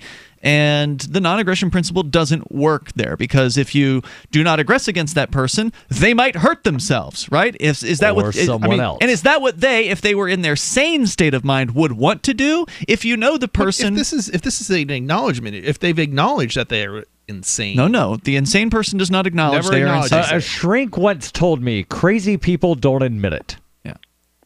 Okay. You've never dealt with one of these people, obviously, but I have. Okay. And I've been the person as well. I've been the insane person, and I've dealt with the insane people like that before. And the non-aggression principle just doesn't apply in that case. There's no way you can do it and still not have property destroyed and or not hurt somebody unnecessarily. I mean, it's a very difficult situation. Another good example was that's been discussed in the past is like the disaster situation, the sort of the theoretical situation wherein a terrifying hurricane or whatever, some sort of thing is struck or a fire or whatever, and the place is abandoned for the most part, and you're hungry, and there's a bread shop, and it's not all moldy yet. Do you take a loaf of bread to sustain your life so you can get to wherever the next place is in that particular case? Because, that's a violation of the non-aggression principle, right? Yeah. Force or fraud are prohibited by, aggressive force and fraud are prohibited by the non-aggression principle. But there's some good bread in there, and it's probably going to go bad, and, the owners abandoned the store, at least temporarily. Maybe they want to come back if the place isn't completely destroyed. Do you take the bread? And that's one of those things. It sounds like it would be a debt situation, though. I mean, you're indebted once you take it. I mean, correct. Would the owner actually say? I mean, if their objective is to sell bread, and you take the bread and you owe them something, I don't know if that's quite. Well, that's how I would have. That's the libertarian answer in that case. Unlike the crazy person, a situation where there really isn't one. But in that case, it would be, well, I would intend to pay the owner back later if we all survive. If we all survive this disaster. But in that moment, it's still, you don't have the owner's consent to take the bread, so it is still a violation of the non-aggression principle, even though your intention is to make good later on down the line. So I give you those two examples, Dan, just off the top of my head as examples of, you can't stay totally true to the principle, but if what you're talking about is a world in which things are so destitute or so dangerous or whatever that you think you're going to need to, bring in aggression wholesale across the board to try to make things better. To me, I'd rather just kill myself in that case than actually use aggressive force against my neighbors.